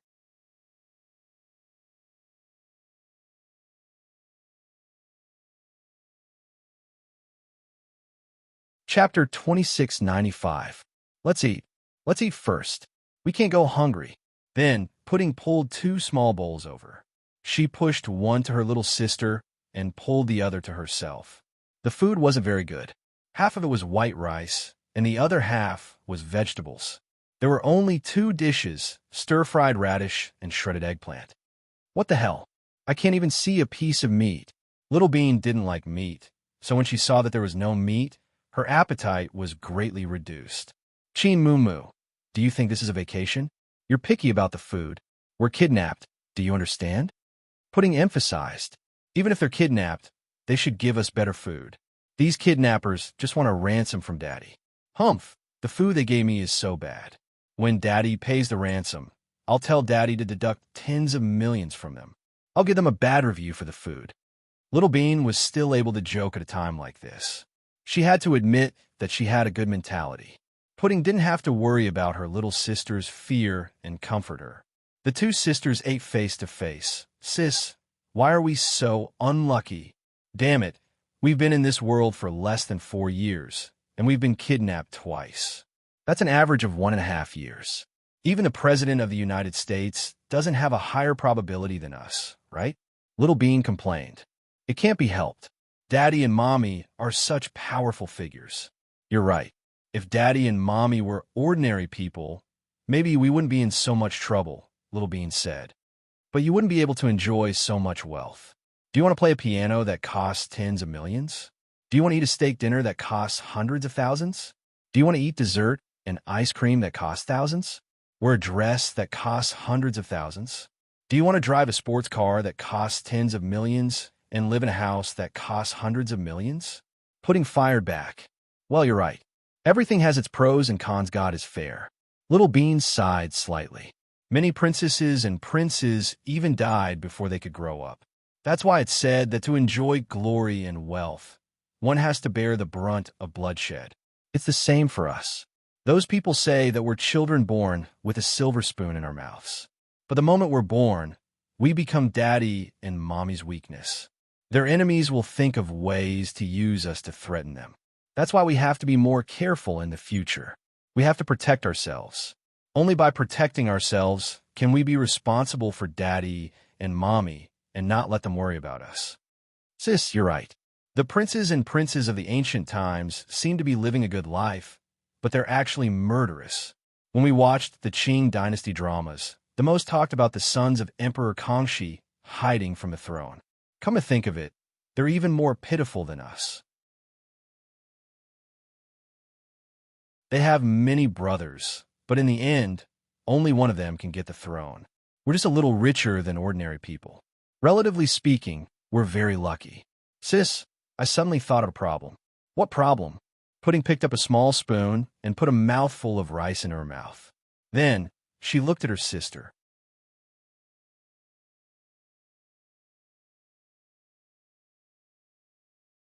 Chapter 2696. Where were our bodyguards when they put sacks over our heads? Little Bean was speechless. If she remembered correctly, there were bodyguards following them every time they went out, right? When she came out with her grandpa today, she saw 2 bodyguards. But when they were kidnapped, there were no bodyguards at all. I really didn't notice. Pudding was finally confused by Little Bean's question and couldn't answer. Ha ha, so you have questions that you can't answer. You're still in the mood to laugh? Can you keep a low profile? Why should I? They'll let us go after they get the ransom. Aren't you afraid that they'll kill you? Pudding asked, Kill me? I'm too young to kill people. Let's not kill them for now, Little Bean said seriously. Pudding, sis, what's wrong? What's with that expression? Chin Moo Moo, don't be so serious when you're talking nonsense. I can't stand it. Huh? Little Bean held her stomach and laughed wildly. In the courtyard outside the door, a man and a woman were eating with a little girl. There were 4 exquisite dishes in total. Big Brother June, you're the best. You caught the 2 kids so easily. I thought it would take a lot of effort. After all, Huamin, that bitch, is very protective of her children. As long as we plan it well, it won't be difficult. Big Brother June, when should we call? Have you thought about the ransom? Yeah, 1 billion, the man said expressionlessly as he ate. Only 1 billion? They're very rich. The woman was dissatisfied. I'm talking about 1 billion US dollars. That's more like it. After we get the money, how are we going to leave here? You know, the police here are all their people. It's not easy for us to leave. Don't worry, I've already found a way. As soon as we get the money, we'll leave immediately. We'll take the village road and go all the way west. We'll cross 7 mountains and change to a car and go all the way south. My people will pick us up there. Then, one of us will go through the fewer ports and enter the country directly. Are we going back to Vietnam first? Yes, let's go back to Vietnam first. I'll go back and settle down. After that, we'll go to Canada. Okay, Canada is great. I've always wanted to go there. Unfortunately, my C, it would be great if he was still here. He could come with us. The woman's tears fell as she spoke. It turned out that this woman was Shun Jiani, whom he had not seen for a long time.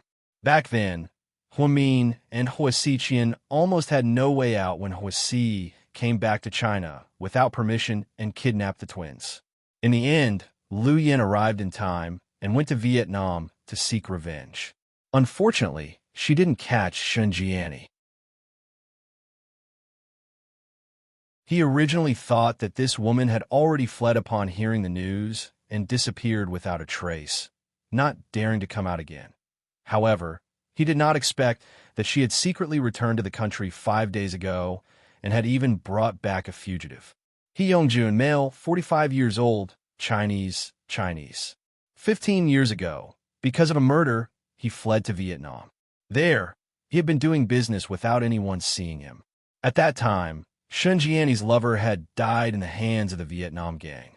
After that, Shun Jianni hooked up with He Yongjun through the prostitution business in a nightclub. Finally, they found an opportunity to come back to China. This time, they only had two goals. First, to kidnap the twins and avenge with C. Second, to get a big sum of money and escape to Canada. There was no place for them in Vietnam. "Grandma, why did you lock up my sisters?" Tian Tian asked innocently.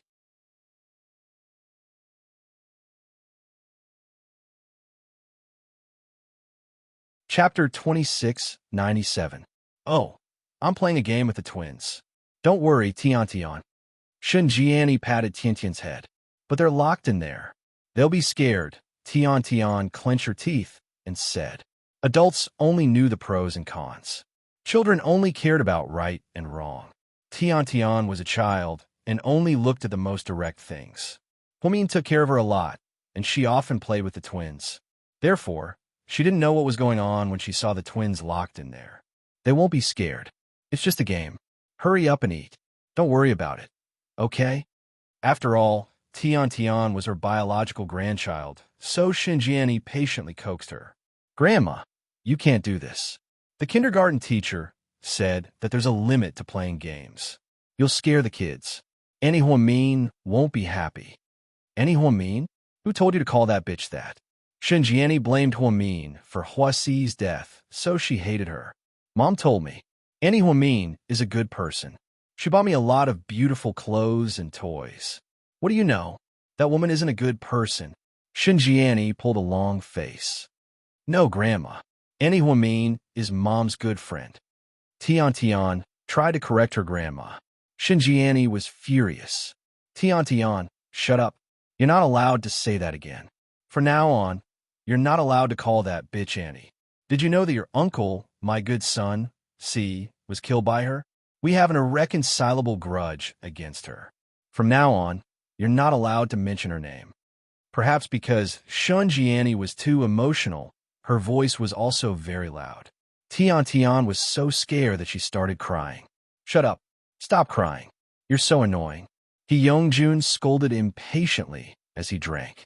A few days ago, Shun Jianni's arrival had made Hui Yinyan extremely happy. That's right. She was Hui Yinyan's last family member in this world. Both Hua Zhenghai and Hua Xiqian were dead, and Hua Xi was an adopted son. Neither was Hua Min. Therefore, Hua Yinyan was very happy to see her mother back.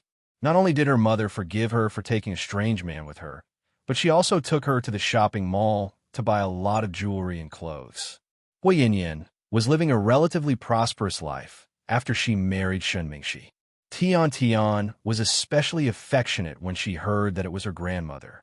Hence, Hui Yinyan went to work at the Shun Corporation these days to help Shun Mingxi.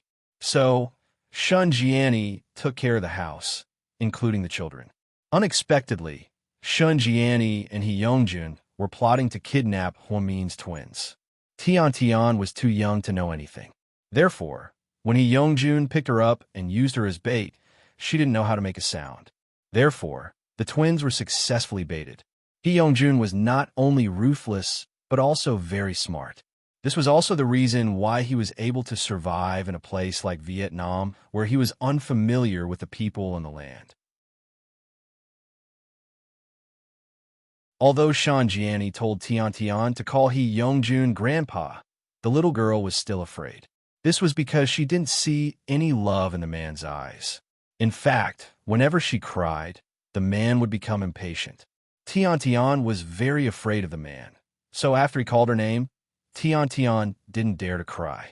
Half an hour later, Yin Yin arrived by car. She was alone. "Mom, why did you ask me to come so far away?" Hui Yin Yin didn't know that her mother wanted her to come here to relax.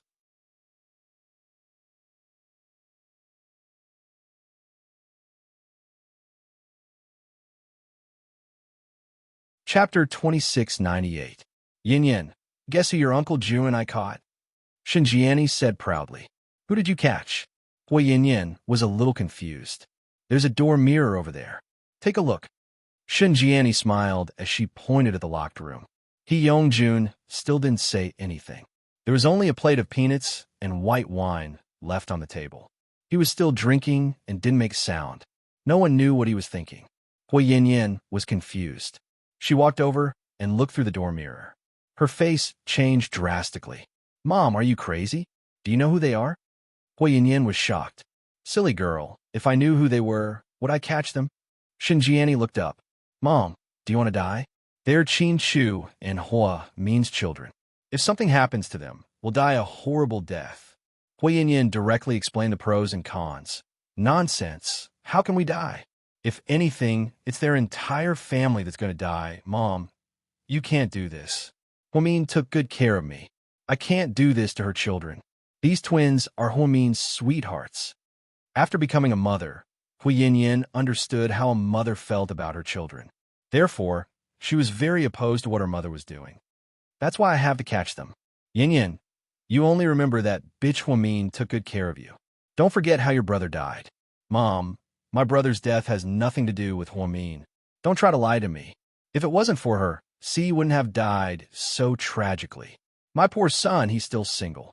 Shinjiani's face was filled with tears when she spoke of Huisi. Mom, C shouldn't have done what he did.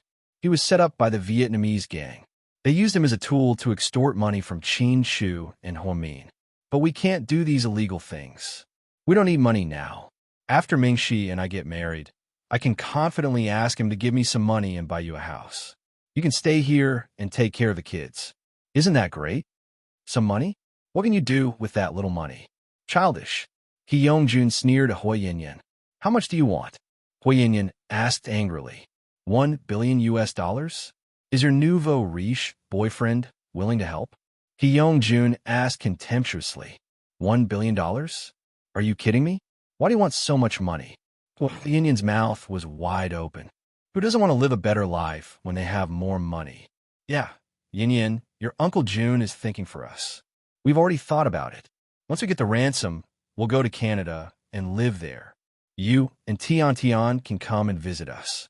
If that shun brat doesn't treat you well, you can come and join us. You're so stupid, you have to leave yourself a way out. I've lived with your father for so many years, but I didn't give him my whole heart. Shun Jiani and He Yongjun were echoing each other. Yin suddenly realized that the situation was out of her control.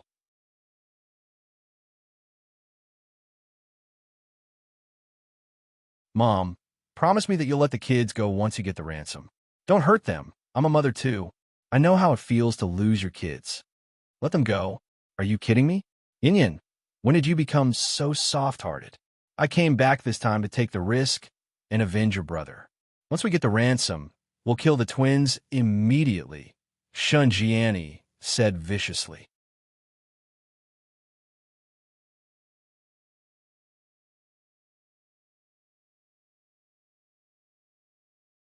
Chapter 2699.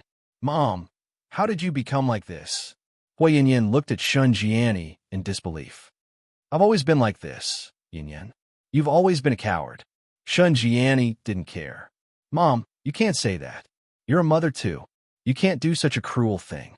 The twins are still young and shouldn't be involved in the grudges between adults. Hui Yin left the scene awkwardly.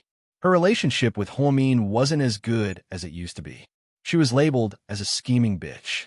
However, she wasn't as vicious as Shinjiani. Plus, she only used small tricks. She never thought of killing or breaking the law. Hui Yin couldn't accept that her mother was going to kill the twins after she got the ransom. Young? Innocent? Then what about my C? What about your brother? Who's going to pay with his life? Mom, C deserved it. He did something bad to get what he did. Hui Yin argued with her mother in a loud voice. Bastard. Shun Jiani slapped Hua Yin across the face. Hui Yin's face was burning. How did I raise a piece of trash like you? When we left, you didn't want to go with us. You insisted on staying in China. Look at Huasiqian and Huamin. Those two bastards are living the lives of the upper class. Yin, don't you understand? This is still the law of the jungle. This is still a world where the strong prey on the weak. If we don't do this, they won't let us go. You probably don't know this, but after C died, that little bitch Mian didn't give up. She even sent people to Vietnam to kill me. Not only did they destroy the Vietnamese gang's headquarters, I almost died in the hands of those killers. Those killers don't even blink when they kill people. Even the children in the Vietnamese gang weren't spared. If it wasn't for your Uncle June, I wouldn't be here today. Shinjiani's eyes were bloodshot as she recalled what happened back then. Hua Yin opened her mouth wide and looked at her mother in disbelief. Mom, what you said, is it all true? How? How is this possible? Mian isn't the kind of person to be so ruthless. Hua Yin did not think that she was stupid. After knowing Hua Min for so many years, if she wanted to kill her, she would have dealt with her a long time ago. Why would she not do anything? What do you know? You've been deceived by that little bitch's appearance. She has always been very scheming. Otherwise, how could she have plotted against our family step by step with Hua Xiqian and caused us to end up in this state? Mom, but Hua Min didn't bully me during the years you and my brother were away. Even after my brother died, she didn't kill him. How do you explain that? Hua Yin still refused to believe it. She said that for herself. First of all, she wanted to use you to bait me. You might not know this, but Qin Chu spies are everywhere. When your Uncle June and I came back, not only did we have to sneak in, but we also had to go through a lot of places. We were afraid that they would find us. Also, you're not the same as before. You have the support of that kid from the Shun family. Of course, Hua Min won't dare to touch you easily, Shinjiani explained. I still don't believe that Hua Min would do that. Hua Yin felt that Hua Min would not do something as crazy as going to Vietnam and slaughtering people. There was really no need for that. Enough, don't say any more. He Yongjun slammed the table and stood up. Tian was so scared that she shivered and hid in Hua Yin's arms.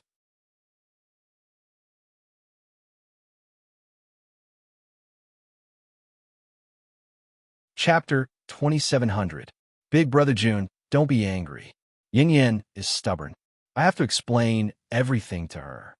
Shinjiani seemed to be afraid of this man. What's there to explain?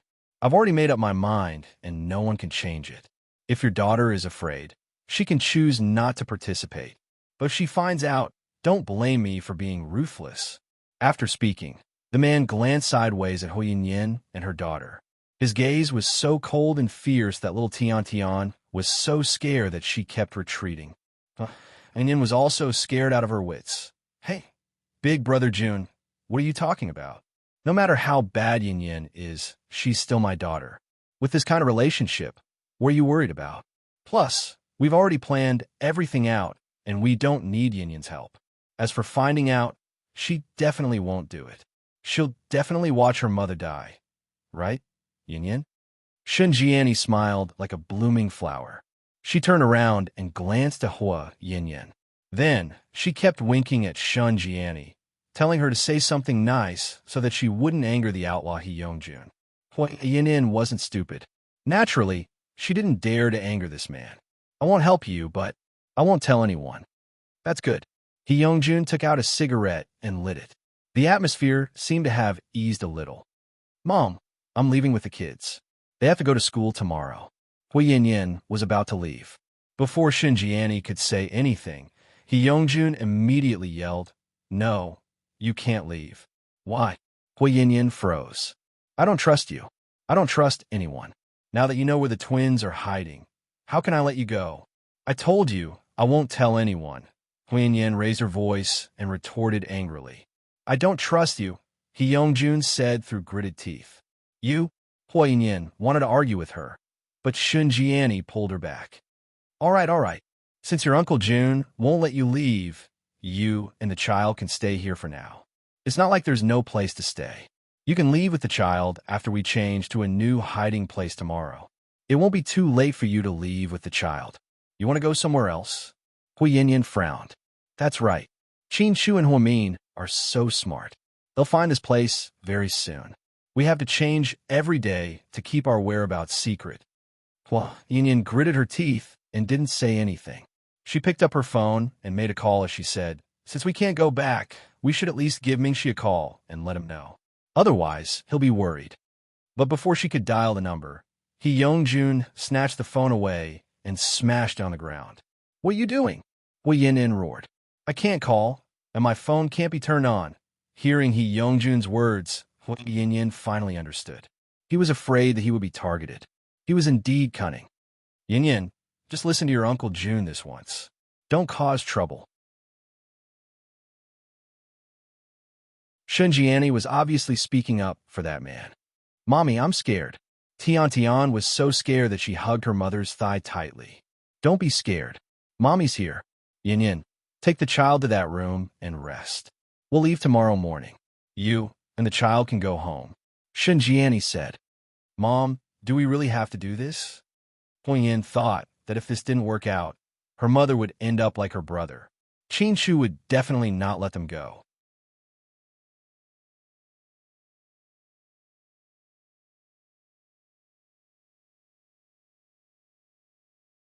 Chapter 2701. Yes, I'll definitely avenge C. Hearing her mother's words, Yin didn't say anything else. She brought the kids into the small room. She could tell that her mother and that man were doing it for money and revenge. Her mother wanted to avenge her brother, so she didn't mind being used. That man, on the other hand, only wanted money.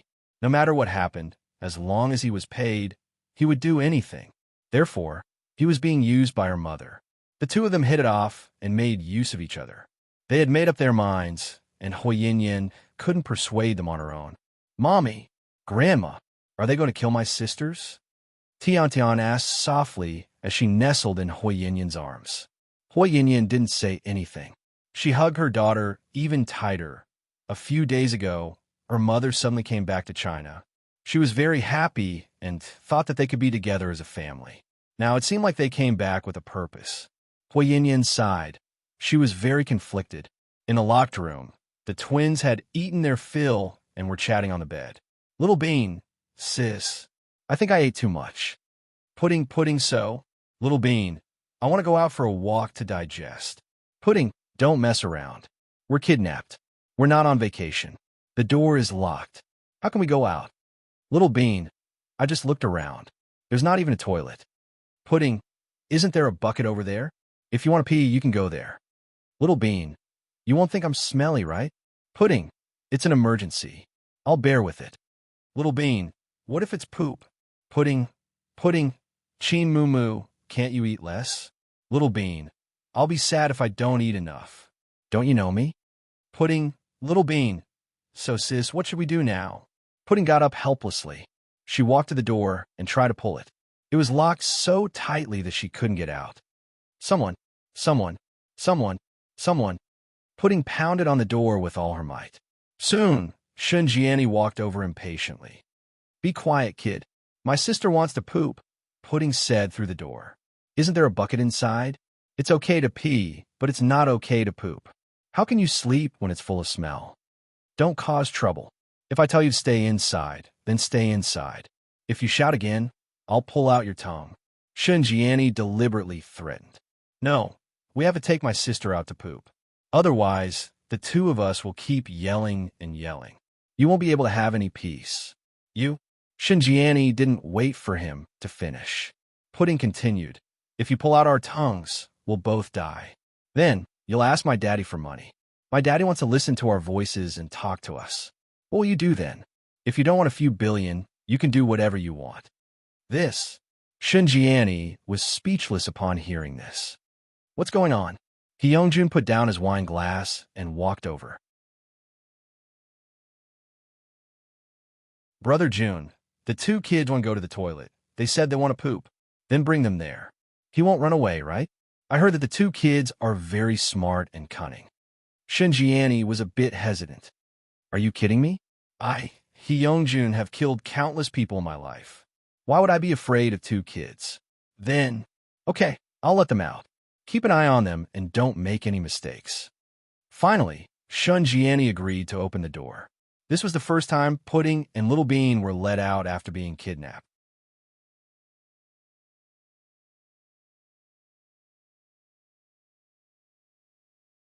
Chapter 2702. It was also the first time Shinjiani looked at the two kids so closely. She was really beautiful. She was really good-looking. Where's the bathroom? Pudding asked calmly. She didn't cry or make a fuss. Hee Youngjun pointed at the shabby outhouse in the south. It's too dark over there. Don't you have a flashlight? Pudding turned around and asked. No, the phone has a flashlight function. Pudding reminded him. You want a phone? In your dreams. Don't think I don't know what you're trying to do. Keep your thoughts to yourself. Hee Youngjun glared at Pudding and warned her. You're overthinking it. As long as you take out the card, you won't be able to locate it or make any calls. A phone without a card is useless. I don't know what you're afraid of. It's scary to be uneducated. Uncle, you look like you're not educated. Pudding mocked. Hearing Pudding's words, Hee Youngjun took out his phone, unplugged the card, and was about to hand it to Pudding. However, Shun Jiani stopped him. Big Brother Jun, you can't give it to her. It's fine without a card. You won't be able to locate it or make any calls. Hee Youngjun said according to what Pudding told him. Even without a card, you can still make an emergency call. Big Brother Jun, are you stupid? Shun Jiani warned. Hee Youngjun came to a sudden realization and slapped Pudding's head. The sudden slap made Pudding feel dizzy. Little bastard, I almost fell for your trick, Hee Youngjun cursed. I told you that these two kids aren't normal kids. You have to be careful. They're full of tricks. Shinjiani frowned slightly. Go poop in the bushes over there. Once you're done, get the hell out of here. Otherwise, I'll shoot you both. Hee Youngjun was angry. Big beard, why did you hit my sister? Fuck your ancestors. I'm going to kill you. Pudding cursed and pounced on him. Seeing Pudding get slapped, Pudding was heartbroken. She didn't care about anything else and rushed up to Hee Youngjun and bit his arm. Hee Youngjun felt the pain and flung Pudding away. Pudding hit the table on the other side. Immediately, a wound appeared on her head. Blood flowed out and flowed down her delicate little face. Little Bean. Pudding ran over and helped her sister up. After seeing the blood, she skillfully tore off the corner of her skirt and bandaged it for her. My sister is injured. We need to go to the hospital immediately. Pudding turned around and glanced at Hee Youngjun and Shun Jiani coldly. Are you kidding? We're in the middle of nowhere. There's no hospital here. Shun Jiani crossed her arms in front of her chest, looking indifferent. There's no hospital. A clinic is good too. Otherwise, there will be wounds on the head. If it gets infected, it will cause tetanus. Because their mother, Huamin, was a doctor, the twins had been influenced by her since they were young. They knew how to treat illnesses and maintain their health. Even their first aid techniques were not inferior to those of professional nurses. This was the way of survival that their mother had taught them. Pudding didn't expect it to come in handy so soon. We don't care about that. We are only responsible for asking your parents for money. Hee Youngjun glanced at the two children mercilessly. But if we die, you won't get a penny. My daddy and mommy won't give you any money if they don't see you alive. You're not dead yet, right? You won't die if you hit your head. Don't worry. Don't be so pretentious, Shun Jiani interrupted. Pudding picked up a bowl on the table and smashed it. She quickly picked up a piece of broken rice and pressed it against her neck. If I die now, I promise you, you won't get a penny and you'll die a horrible death. Pudding's eyes were very calm and collected. Even adults like Shun Jiani and Hee Youngjun were a little flustered.